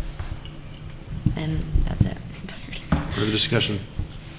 Councilor Pyfrom. Yes, I just wanted to thank everybody for the friendly amendment in the CRE. It started out as, you know, vandalism, but as time moves on, like Councilor Rickett just said, should we wait for something to happen? Absolutely not. No way.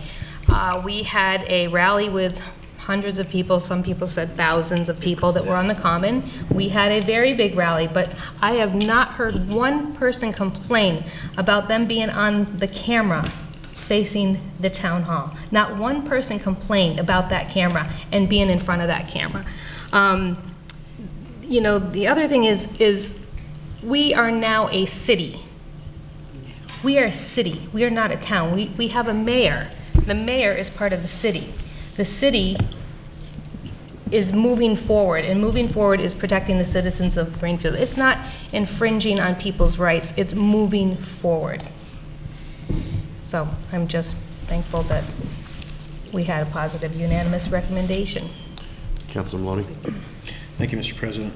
I just want to echo the sentiments of appreciation to Councilor Musica-Pyfrom for taking the time to do this. I do not support the resolution. And I guess I normally don't know that I would even feel compelled to speak, but I also think that it's important sometimes when you disagree with your colleagues to be able to civilly and reasonably discuss why. So I just wanted to take a minute to model that behavior here in Greenfield. For me, I guess that where this kind of becomes a bit of a hang-up is I feel like it initially started in response to the incident with the crates this year, and I'm not sure that it makes sense to, I don't want to install cameras based on a single incident. And it seems like the amendments that then happened here is like, oh, well, we don't really want to be reactive and about a single incident, so let's pull that. But to me, I think it's then incumbent to say, well, then where's the pattern where we actually are concerned about reasonable order and ensuring public safety? I don't see a pattern on the town common that is relatively open, relatively well lit. It's in the middle of a main intersection. I just don't really see the need. I kind of agree with Councilor Ricketts. It's not even that, if there were patterns of behavior or patterns of kind of threats to public safety that merited having cameras there, that would be one thing. But if we're going to start getting into that, this is not the piece of property in Greenfield that I would say merits cameras. So I hear the arguments, they just don't hold sufficient water with me to support it, so I won't be supporting the resolution tonight. But I appreciate the efforts not only of Councilor Pyfrom, but of everybody on the committee to do this work. Councilor Mess. So I just want to address some of the things that I've heard from councilors, their concerns about this. We just voted to apply for a grant that we know is going to cost $10 million at least for the town. The cost of cameras is in the hundreds of dollars of range. This is a resolution which gives it to the mayor, asks him to investigate, to apply for grants. I understand he's already in the process of applying for grants for cameras. And if there were any additional appropriation, that appropriation would have to be made by this board. So similar to the library, you get another stab at the apple on the funding. So I find that argument disingenuous by all the people who voted differently. I would support that expenditure, by the way, which is why I'm going to support the resolution. The idea that there's not a pattern of conduct on the town common is, I think, not true. I think 3 years in a row, there hasn't just been vandalism, there has been vandalism to the same property. And it is that it may be teenage vandals, it may be anti-religious bigotry, and we passed an ordinance that we, as a council, would stand up to that kind of behavior. And we can't know, we're not gonna post a policeman there all the time to watch any display that's out there, whether it be a creche or the winter solstice display that I approved when I was on the license commission. We allow lots of people to set up displays that sit there for a long time. And so the most cost-effective way of doing that kind of enforcement is with cameras. I don't think that is a cost. That is a cost we could pass on to people who use the common. I don't think the people who use the common deserve to, I think we have resisted charging people to use the town common. We've tried to not put barriers up to people to exercise their First Amendment rights. I don't think anyone is intimidated by the idea that they're on film if they're out there protesting. In fact, I think people go to the town common because they want to be seen. They're hoping that there will be a picture taken of them by the newspaper, by the news media. They want to get their voice out there to the world. That's the whole purpose of the town common. It is the most public place in our community. If you want to protest privately, there are other places that you can go and you're less likely to be seen. But I think most important, there's this idea of, oh, we're going to capture what you say and your political voice is going to be, you're going to be threatened forever. Well, I know we don't believe that, that's not how our government would work. But what's most important is this resolution says that there's a policy, that there also be adopted a policy in conformity with the policies governing security footage on other town property. We have security footage that faces the town hall, and yes, it is boring 90% of the time. You're looking at bricks, you're not looking at people. There's security footage at our police station. There's security footage at our schools. There's where there are young children. There's security footage all over the place. We have policies in place that say if there's not a complaint, that video footage is destroyed. If there is a complaint, yes, they go in and look and see if they can find out who created the problem. And then if in fact there is a problem, if there's a crime, it is preserved as evidence. If they go back in and look and there wasn't anything, they don't preserve it. That policy, and that's the way it should work. I spend my days all the time as a criminal defense attorney. I'm not for preserving video footage around the clock for this, but I think we took an obligation to stand up for people of all faiths. And while we removed some language that made it specific to be broader, and I'm for that, I specifically think that we have an obligation to stand up to these citizens of Greenfield who shouldn't have to put glass between themselves and their faith. They shouldn't have to do that. You shouldn't have to put glass between yourself and God. You should be able to be right there. You shouldn't have to be fenced off further to exercise your not only your First Amendment rights for speech, but your First Amendment rights to exercise your freedom of religion. I'm not part of the Keeping Christ in Christmas committee, but I know many people go down there for the unveiling, and that is an economic driver to our downtown, and it deserves to be protected. And I go there and pray. I go there and bring my children, and it's hard for me to have that conversation. My children have asked me 3 years in a row, why are they taking baby Jesus? And I want to be someone who stands up for protecting those people. And so I hope, whether this resolution is passed or not, but I hope it does pass, that the mayor will investigate this and come back to us with a solution for protecting the rights of all people who exercise their First Amendment rights of all kinds on the town common. Thank you. Councilor Reno? Thank you, President Ellis. And thank you, Councilor Pyfron, for doing this and putting this together. I will be voting no for reasons already stated by a lot of my fellow councilors. Also, there are other places in town where there's vandalism. There was the covered bridge. We talked about that a lot, or at least we got a lot of letters about that this summer. I don't believe there are cameras there. It's also, you know, I always try to not make things personal at these meetings because I feel like we have to speak for the community and not ourselves and not our own beliefs, because that's not what we're here for. But this one's, it's a little bit of a bitter pill to swallow when this summer, Councilor Ricketts and myself were victims of, you know, really embarrassing, heinous emails that got sent to us, got sent to this entire council, got sent to business leaders, other community members in town. And I used to walk, I know where Councilor Ricketts lives, and before it happened to me, I would walk by her place of residence, which is posted on the web, so it's not like I'm giving it out, it's, everybody knows.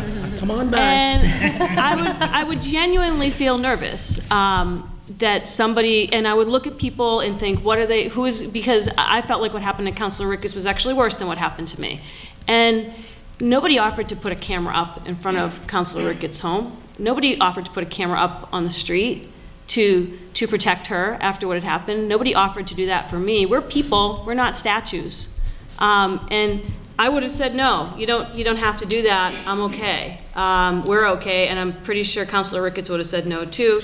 Might have even felt like an invasion of privacy. But you know, with that said, I do not think we need cameras. There is the plexiglass. Faith is not something that you can touch. It's something in my heart that you can feel. And a plexiglass is not going to come between my belief and anything, whether that be Jesus Christ or Allah or whomever you believe in. And I feel like we have it's a slippery slope as well, that we start putting cameras there, where else are we gonna put them? And I do think in this political climate, I think it's, to use somebody else's word, it's disingenuous to say that a person might not feel a sense of that, even though we can say we're a good town, we would never retaliate against somebody for their political beliefs, but look at what's going on around us. Look what's happening in the country right now. And look at, I mean, that's all you have to do. The political climate lends itself to people being scared, and we do not need to give anybody another reason to be scared. And though I appreciate the reason why this, this was written, I understand the reason behind it, I will be voting no. Councilor Birch? I was the chair of the Community Relations and Education Committee at the time of when this came before us, and we had an extensive discussion. Councilor Weinstein said that he had spoken to the chief and he was in full support, and he wanted cameras in other places in addition to the ones on the common. Having been a former police officer, I understand that many times I responded to places and said, gee, if we only had a camera, we could have picked up someone who, we would have been able to build a case against someone who beat up somebody, some other heinous crimes. So I also understand that Councilor Pyfron's intention was not to focus on the religious piece of it, but on the fact that it had occurred and there was no way of identifying the person that did this. I spoke to someone from the committee, and they reiterated that they were not asking for the town to spend any money to fix this.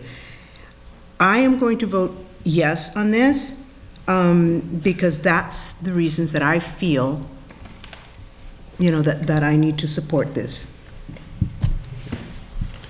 Anything further? Councilor Weinstein. Susan, I did speak with Chief Egg, and he was in favor of cameras. And from what I understand, the police department and the mayor's office have been in contact with each other about cameras throughout Greenfield. I want to remind people that this is a resolution. I mean, I say let's send it forward and have it come back to us and see what the cost is going to be, and hear more people talk about this in the future. So my vote is still yes. Further discussion? I was just going to bring up that we did vote for the resolution of respect last year, and to disregard something like this that goes along with the resolution of respect would just be a null and void. And why do we have a resolution of respect if we are not honoring that? Anything else? Seeing nothing, I will say that we'll have a roll call vote, and if I have to vote, I'll be a yes, so we'll see what happens. I will say that I can see both sides of the issue, but I also, when you're on the common, you're in the public domain. And it's very, I mean, legally, you can videotape, you can't audio record, but you can videotape anything in the public domain without notification, without question. And to me, the emails and the outcry about it's stunting First Amendment rights to free speech, that doesn't hold water to me. You go to the common because you want people to see what you're saying and you want people to see what you're doing. That's why protests are held in public. That's why they're not held in a back room of a bar somewhere, because no one's going to see you. You're not making your point if no one can see what you're trying to make your point on.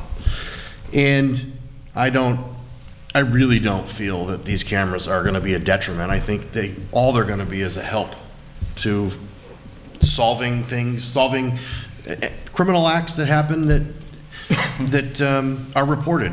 Chances are, if nothing's reported, they're probably not even going to be looked at. These tapes are just going to be on a continuous loop for 30 days, and after 30 days, they'll probably, or whatever the time frame is. I know my security system in my shop, so if you don't like being on video, don't come to WOW. It's on a 30-day loop, and it just erases. So after every 30 days. So I'm in favor of cameras all up and down Main Street personally, because there are a lot of things that happen in town that cameras would be useful and helpful in solving.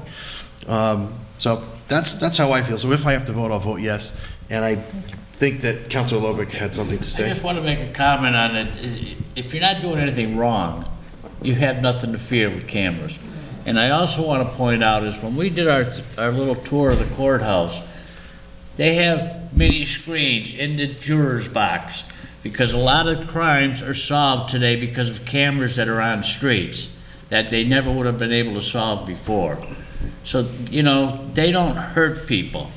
And I think Isaac made a comment before where people wave to them, they love them if they're on the street. There's nothing wrong with a camera on the street. And you go to any town in Western Mass, you're gonna find cameras everywhere on the streets. Councilor Ricketts. That's all I have to say. Yeah, I think I just want to come back to the point again that I wasn't bringing up that I think people on the common wouldn't want to be videotaped. That's not the problem for me. I spend over a year going to downtown meetings every month. And there were lots of business owners there, and they talked about the concerns of Main Street. For me, it was just that the common never came up. There was certain places in town that definitely came up more than once, and there were police officers at those meetings every time.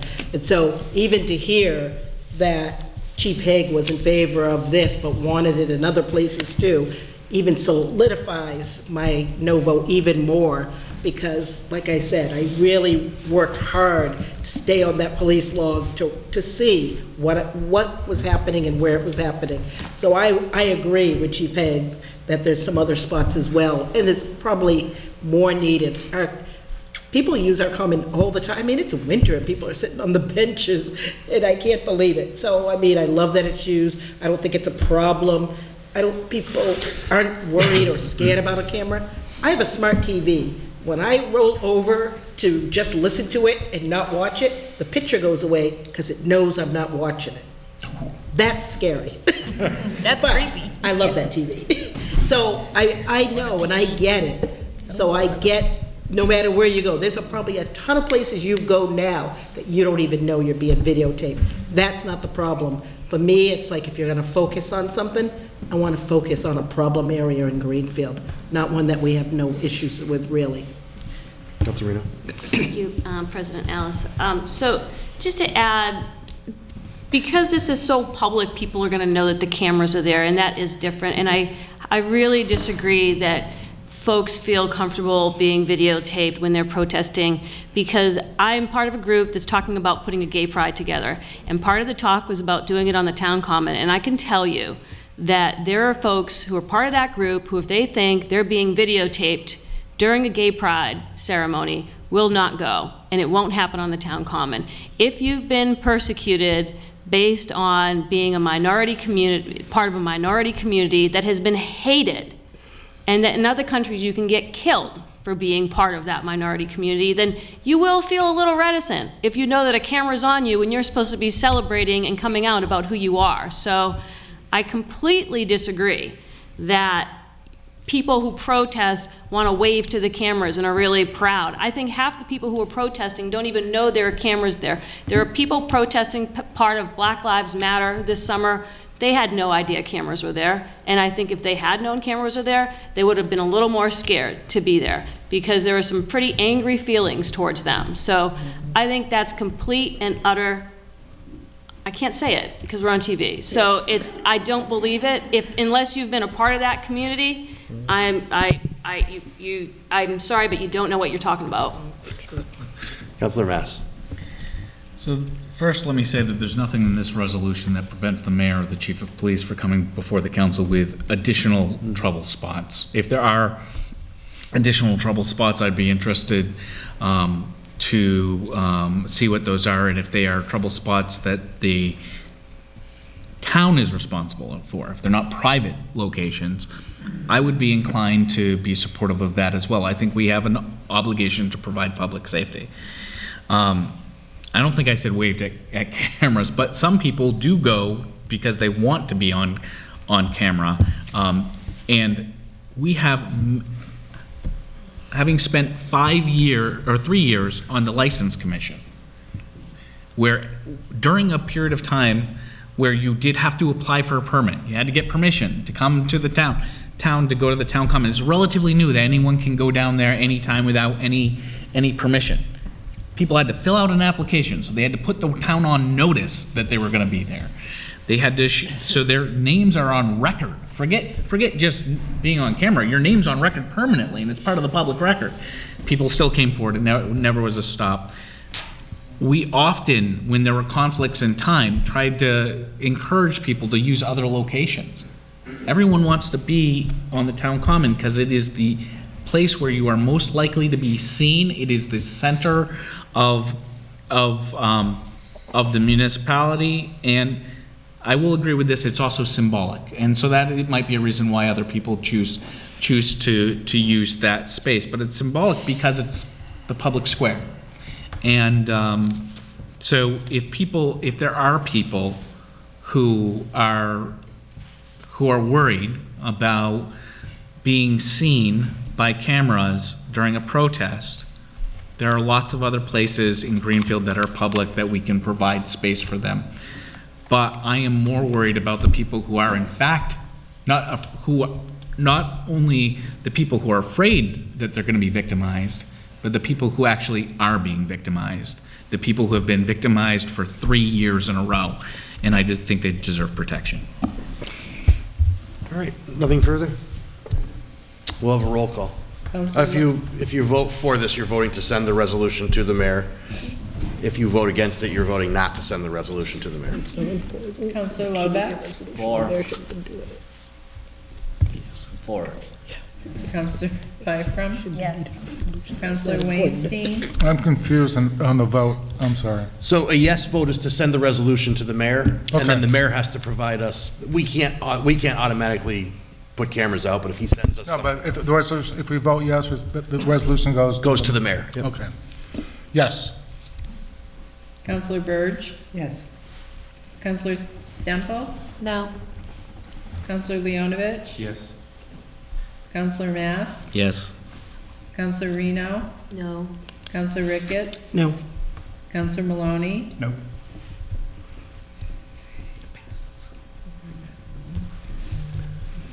That's the only thing I wanted to say. It's so important. Okay. And I vote yes. So the motion passes. We have a right to. All right, Councilor Leonovich. I move that it be ordered that the Greenfield Town Council approves the attached resolution titled Resolution Relative to Municipal Liquor Regulation. Read the entire. Do I have to read the entirety of it, or? No, you don't have to read the entirety of it. Second. So motion's been made and seconded. Can I make a friendly amendment? In just 1 second, what was the Sorry. committee's recommendation? Positive unanimous. Positive unanimous. And there was 3 people there? Yes. Okay. Councilor Stemple. Just a typo.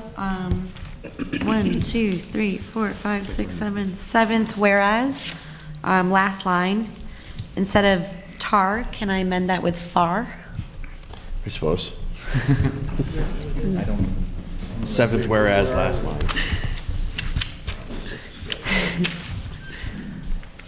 No, I'll count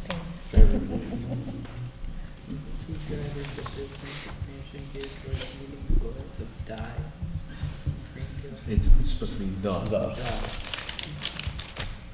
Oh, I thought it was far. Okay, so that's accepted as a friendly amendment. Discussion? I just have a question. Wasn't this a part of the governor's proposed municipal modernization bill? Councilor Mass, you're more familiar with this than. So this was not part of the municipal modernization bill, but it was part of legislation that, it was similar legislation was proposed by the governor last year related to pouring licenses, and that was not adopted by the legislature. This is the Massachusetts Municipal Association's proposed legislation regarding all liquor licenses. Thank you. Anything further? Seeing nothing, all those in favor? Aye. Any opposed? Any abstentions? Motion carries. Presentation of petitions or similar papers. Seeing none. Reports of committees. Does anyone have committee reports? Nope, good. Unfinished business. Old business. Councilor Mass. Mr. President, I spoke to EDC at their meeting and informed them that I would be bringing forward a motion to withdraw the French King Overlay District. I did not bring that forward to tonight, not only because it was short notice, but also because we tabled to a date certain. So that'll need to happen at the March meeting. But the hope is that we will be able to, I'll be able to propose a new zoning proposal, which EDC can take time, get input before this council votes to initiate it. The planning board can participate and the public can participate in that. And I encourage that, and substantive changes can be made prior to starting the clock ticking for public hearings and a process where amendments can't be made. And that also resolves the issue that comes from council related to the amendment. I just want to make everybody aware that you have until April 3rd to do this. April 3rd is the 90th day. Okay. I'm going to send an email out tomorrow, but I just want everybody to be aware of the timeline. Councilor Reno. President Alice, I just have some clarification questions. So the public hearing, EDC and Planning Board, is that still happening tomorrow night? Councilor Mass. So that meeting is posted. It's been published. This is on the floor. It's possible that a majority of the council might not vote to withdraw, in which case this would still be on our agenda and we could act or not. I'm going to attend. I don't know if there'll be a quorum for that because 2 of the EDC members are out of town, but I plan to be there to hear from the public so that I can hopefully incorporate any of that in. We can't, unless the president of the council chooses to cancel that meeting, which he can do, but I don't have the authority to cancel that meeting. Councilor Ricketts. Didn't I read an email or something already that Yes. that meeting is not happening, it's already canceled? Yeah. Yeah, I got the same email. I haven't seen that email, so. And that this, Where did the that email we come got from the lawyers deemed the process not legal the way that we have done it, so I don't feel that there's any legal way we can have the meeting tomorrow night. I think it would be wasted time to have the meeting tomorrow, just simply because there are issues that need to be resolved prior to it being resubmitted in a different format. So the meeting, it's been sent out that it is canceled, so therefore it is canceled. I hadn't seen the email. Okay. Councilor Stemple. I just want to be aware of the process for this. So is there the floor for discussion right now before we vote on whether to withdraw? Well, that's not on, there is no discussion on it right now. The withdrawal has not been presented yet. It will be at the next meeting where he will present the withdrawal. Okay. So what is our ability to speak on this right now? Just questions? I mean, if you have clarifying questions, we can answer those, but we don't, there's no motion on the table to actually discuss. Okay, what's the deal? Why is it brought up if we aren't discussing? You're going to withdraw it at the next full council? It's when it has to. That's when it has to be because we tabled it to that date. It's a date. So why are we even talking about it tonight then? Councilor Mass? Because it's unfinished business and because I told EDC I would be presenting withdrawal, and I thought there might be some confusion, so I wanted to clarify that. Councilor Reno? So I just have more clarifying questions. This has been a very, very confusing process. Yes, it has. And today's newspaper article, and I do not blame the recorder for that. I know you're in the room. Made it even more confusing for me as a counselor to pick up the newspaper this morning and to read it, that we were going to be voting on a withdrawal that actually we're not voting on now. And so I guess I'm just confused about where we are. So at the last meeting, President Alice, because I know you're a parliamentarian as well as the president of the council, I would like the explanation to come from you or the town clerk, because you were both here and can probably best explain it. So we voted at, I'm just reiterating, and you can tell me where I'm wrong here. At the last council meeting, there was the French King overlay vote that we took, and we took a vote on an amendment. There was a petition brought in from citizens, but that was never mentioned during the vote. Was that, or is that petition valid? Yes. And what does that mean going forward to the next vote? And if we do not vote to withdraw the current iteration of the French King Highway, does that then mean that not the highway, you know what I mean? It requires 10 votes if it goes forward. So it requires, so the new one that not town council, but legal counsel said was that we could not, it needed to have a public hearing. I guess that's the part I'm confused about. So where are we at now, and when can we talk about Councilor Ricketts' amendment? Because I thought that's what was going on at the next meeting, and that was what was going on at the public hearing tomorrow night. And so, I mean, I know I addressed, because you're the president, I asked you, and I know you know the process, so. I know the process, but there's been a lot of things that went on with this process that I don't understand, so I'm doing the best that I can. And I will try as best I can to tell you the process and how it works. And I suggested to Councilor Mass that he withdraw the proposal because there was so much confusion and because there was so much outcry from the public to change things. And then when we tried to change them, there was outcry from the public because we changed them. So I think if we withdraw it, we could start over. And I think that that is what should happen. And that was what I suggested to Councilor Mass. So, Councilor Mass, I referenced you, so you can have the floor. So, thank you. President Alice did suggest that process to me. He's not the only one who suggested it. Former Councilor Singer also suggested it to me. I moved to table at the last meeting, which was adopted to a date certain, which was adopted by the full council, and that was an attempt to slow down the process and give us time as we discovered more information about where we were within the process, and that developed, and there were more suggestions that were made after that by councilors about substantive changes that they wanted. It became clear that that process would definitely not be able to be done in a timely way, in an appropriate way, and even what we did wasn't correct. And so I concurred with the president and made the decision that I would offer a withdrawal. However, I have not, it's not my, well, I made the initial proposal. The zoning change was initiated by the full council, so it requires a majority vote of the full council to withdraw. If a majority vote of if the council does not withdraw, if at least 7 members don't vote to withdraw, it will still be on the table, and we can make a decision what to do. If it is rejected in the whatever form it is in, the council cannot take it up for 2 years.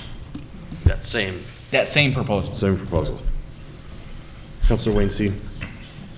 But aren't you asking to withdraw something that town council, CEL, is saying is a nullity?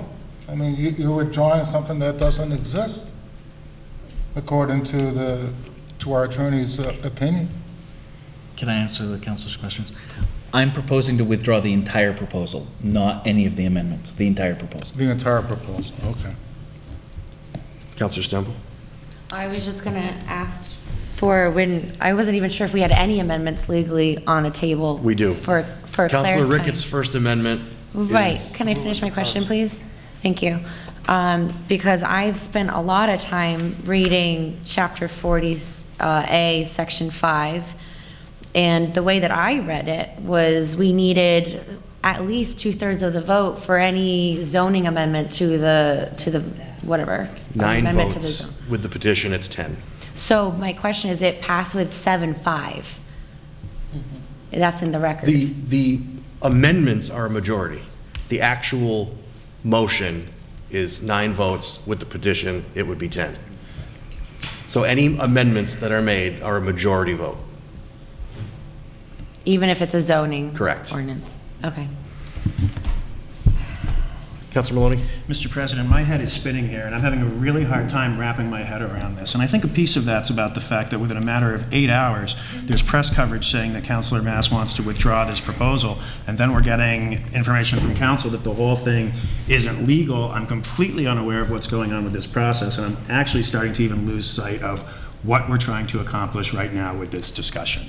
So I guess we're going to need to kind of dumb this down or walk through this a little more carefully, because I'm a little unclear what's happening, but to me, this actually feels a little bit disingenuous. This is what seems confusing and awkward, and I don't understand what's happening here. I think the public was really clear that they felt like this was happening too quickly. So now we're saying, oh, well, we moved quickly because we wanted to respond to the public who was saying that we moved too quickly. This is making me very uncomfortable, and I'm unclear where we're at, and I'm not sure what we need to do about this, but I'm lost as to what we're even talking about. Councilor Burge. Well, we seem to continually have to discuss parliamentary procedures and process during council time.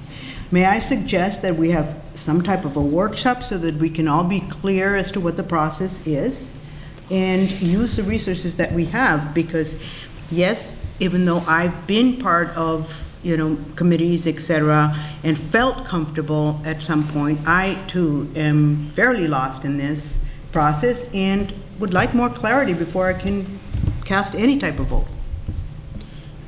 Well, I will say I don't blame anyone for being confused, because I'm confused too. And quite frankly, this chapter of Mass General Law is a very confusing chapter and allows for a lot of different things to happen.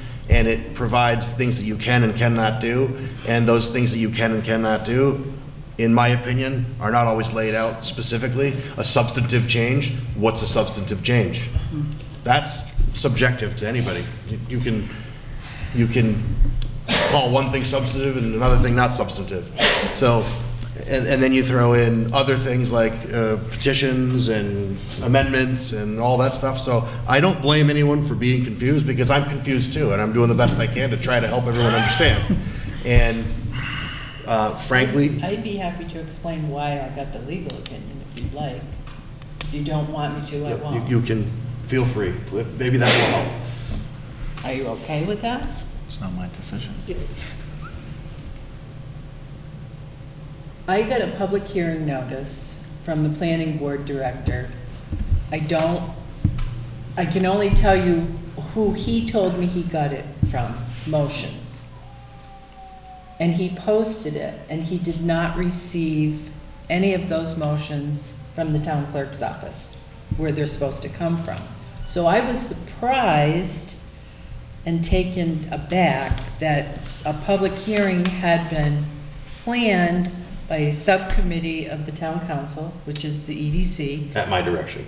I haven't gotten that far, yeah, at your direction, with the planning department.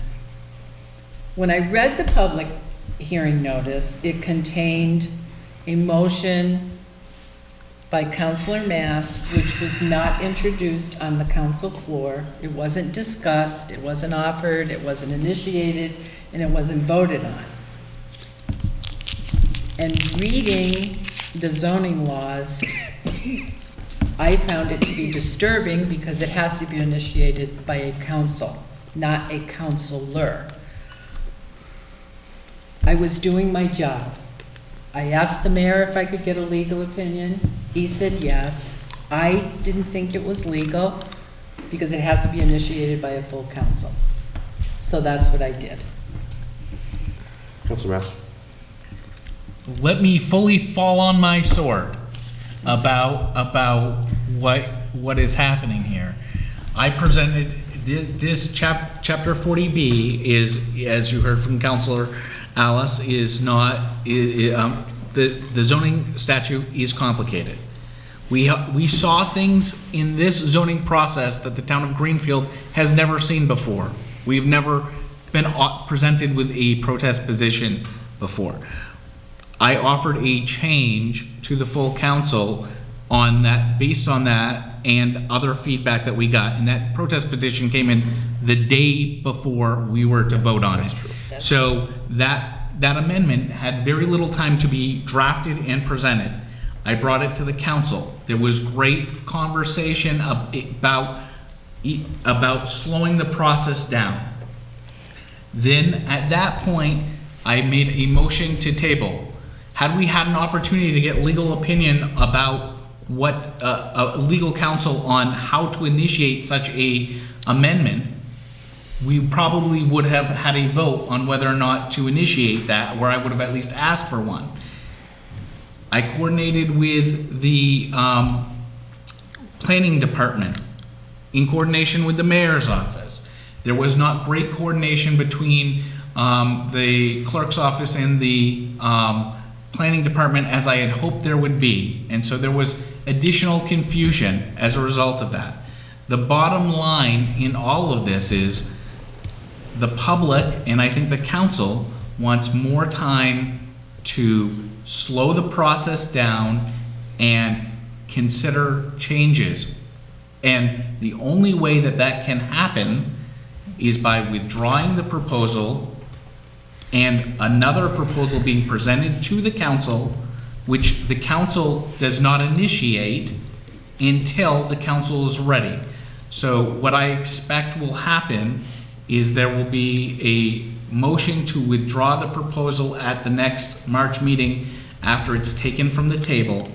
And then, if that is adopted, a new proposal will be submitted to the council that will be referred to the Economic Development Committee. And when the Economic Development Committee is satisfied that it is in a form that they like, they will forward it to the full council for a vote to initiate or not to initiate. At that point, the clock will start ticking again for the notification process to the planning board, for the public hearing process within 65 days, 14 days to the planning board, 65 days for the council and the planning board, either individually or jointly, to hold a public hearing. Then after 21 days have passed from either the public hearing of the planning board or the 65 days being passed, the council can, for the first time, vote that proposal, and they'll have an additional 90 days to do it. So we're talking about starting this entire process over again, and not starting it over again until this body as a completely, at least a majority of them, wants to start that process again. And if they don't, it won't start again. Councilor Stemple.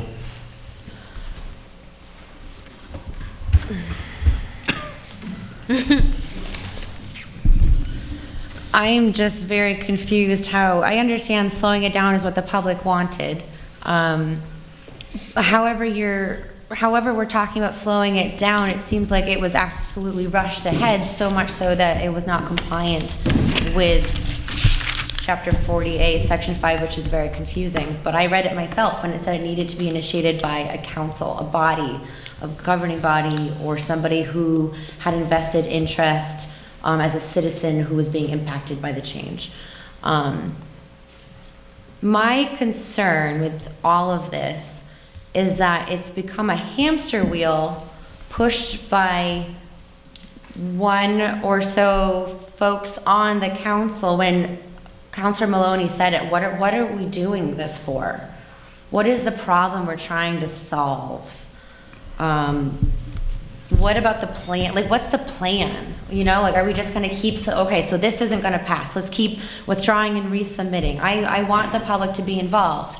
But then at the same time, I sat at a chairs meeting on Monday and heard a proposed amendment to our meeting rules that would silence people for the sake of saving time. Yet you want the public to be involved. I'm very concerned. This behavior is very upsetting to me. And so I just want to know, like, what's the plan, guys? What are we doing here? What is the problem we're trying to solve? I just don't get it. Councilor Reno. Thank you, President Alice.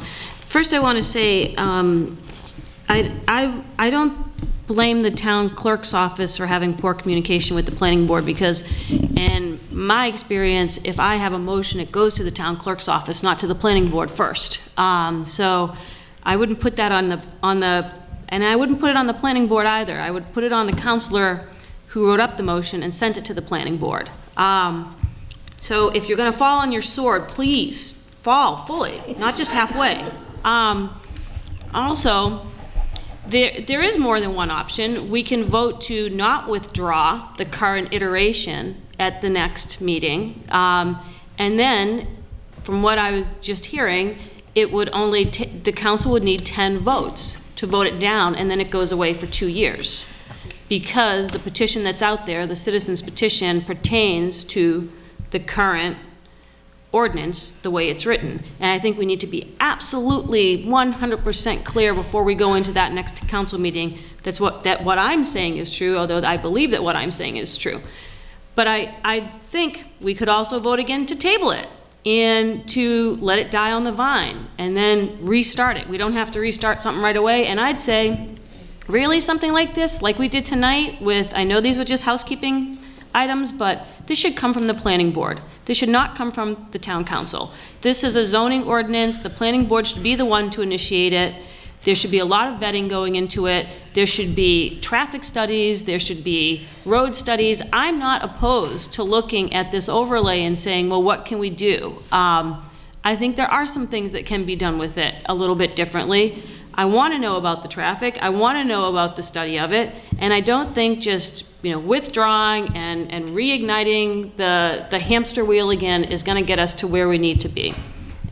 So with that said, hopefully, if people make known where they're coming from, we can make this a smoother process going forward. Councilor Mass. There was a conversation at committee chairs about the public hearing process. The council cannot make changes as part of that process that are substantive changes.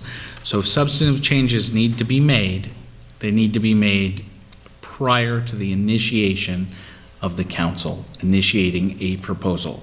In order for the council to deliberate on that, they need to have something before them to deliberate on. I will say that I went to the clerk's office and spoke to them about the public meeting notice and was told that it was the planning board's turn to publish, that we alternate when we have joint public hearings. And that is why I followed up with the planning board, planning department, because that is what I was instructed by the clerk's office. There was a mistake on where we were, and that was not because of the fault of the planning department. It was not the mistake, the fault of the clerk's office, and I dare say I take full responsibility for it. But that happened because I initiated an amendment on the last day, because the protest petition was initiated on the last day, and we did not have an opportunity to get a legal opinion about what to do prior to that meeting with hours of notice. And so I made a mistake. And what I'm trying to do is fix it and allow this body to have full deliberation on something that the public cares about on both sides. And Adam, I think, deserves deliberation in the right way. And I hope that we will do that. But that is up to this body. Okay, I think that this is a horse that needs to just stop being beaten at this point. So you all will get next month on the agenda a motion to take from the table the overlay district amendment, and I will assume that there's going to be a motion to withdraw, which will then be voted on. And you are absolutely right, Counselor, that you don't have to withdraw it. You absolutely don't have to withdraw it. And if you don't withdraw it, or we don't withdraw it as a body, then we'll vote on it or table it or do whatever. It will follow through that process. So I'm sorry that it was confusing and a little bit unclear. I believe that everyone was doing what they were doing and trying to do the best that they could do and do it correctly. I know that I was, and I'm pretty sure that everyone else involved was. And the one last thing that I will say is that everyone sitting at this table and the two people that aren't sitting at this table have equal ability and will always get from me as president the ability to submit anything they would like the council to deal with. So I would like to stop hearing about the fact that it came from the wrong place, because it did not come from the wrong place. Any counselor can bring forward any motion they so choose, any one of you, and all of you have the same ability to do that. And I will never turn you down if you want to bring something up, any one of you. So I just want to make that very clear. So moving on to old business. Any old business? New business. Counselor Stemple. First reading. I just read it as it is here on 37. Fiscal year 2018 capital plan totaling $2,080,000. General fund borrowing, $450,000. Capital stabilization, $225,000. Building maintenance, $185,000. General stabilization, $250,000. Sewer fund borrowing, $425,000. Water fund borrowing, $200,000. Water fund retained earnings, $125,000. The sum of $50,000 be appropriated from general stabilization for the snow and ice account. Thank you. Councilor Reno. Thank you, President Alice. I think this is the time in the meeting where we do this, but I would like to make a motion to dedicate the meeting minutes to Teresa Conti. Is there a second? Second. Any discussion? I would just like to say that Tree, I was really, surprised. I mean, it feels like we lost now 3 people. I know there are a lot of people who watch the council meetings and get very involved, but it just seems like in such a short amount of time, we've lost 3 people who'd come to these meetings or call us all, and it's just very sad. And I know that we all are going to die one day. And, I don't mean to end the meeting like this, but that sounds really morose. But she was very involved and very spirited, and so I really enjoyed her company. And even if I didn't agree with half her phone calls, I really had to. She was great, and this town is really, it's our loss. So thank you all. Thank you. Yeah, I'll just say I really enjoyed my conversations with Tree on the phone that lasted for 3 or 4 hours. And it was really nice that it used to be that she'd call me to tell me she didn't like what I was doing, and then all of a sudden I started getting calls and she agreed with everything I was doing. So I'm sad to have lost someone who came around to agreeing with me, and I would get to talk to her for 4 hours on the phone about pretty much every topic. So, anything further on this motion? All those in favor? Aye. Any opposed? Any abstentions? We will dedicate a page in the minutes to Teresa Conti. Any other new business? Seeing nothing, is there any motions for reconsideration? Is there a motion to adjourn? So moved. Second. All those in favor? Aye. Opposed? We're adjourned at 9:49.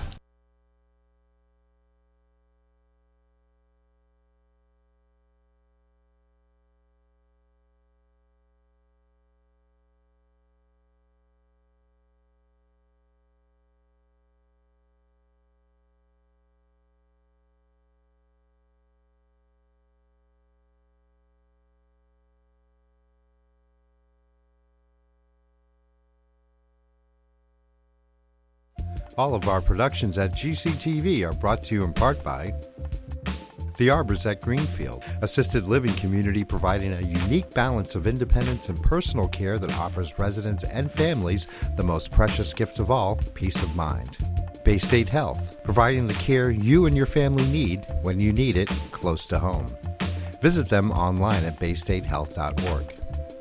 Greenfield Community College, providing access and excellence in higher education in the Pioneer Valley. gcc.mass.edu.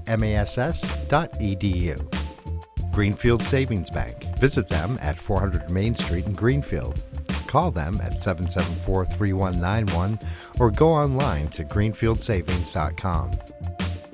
The Hammond Family. The Hammond family are longtime supporters of Greenfield Community Television. Real Cleaning Services, cleaning Hampshire and Franklin County since 1972.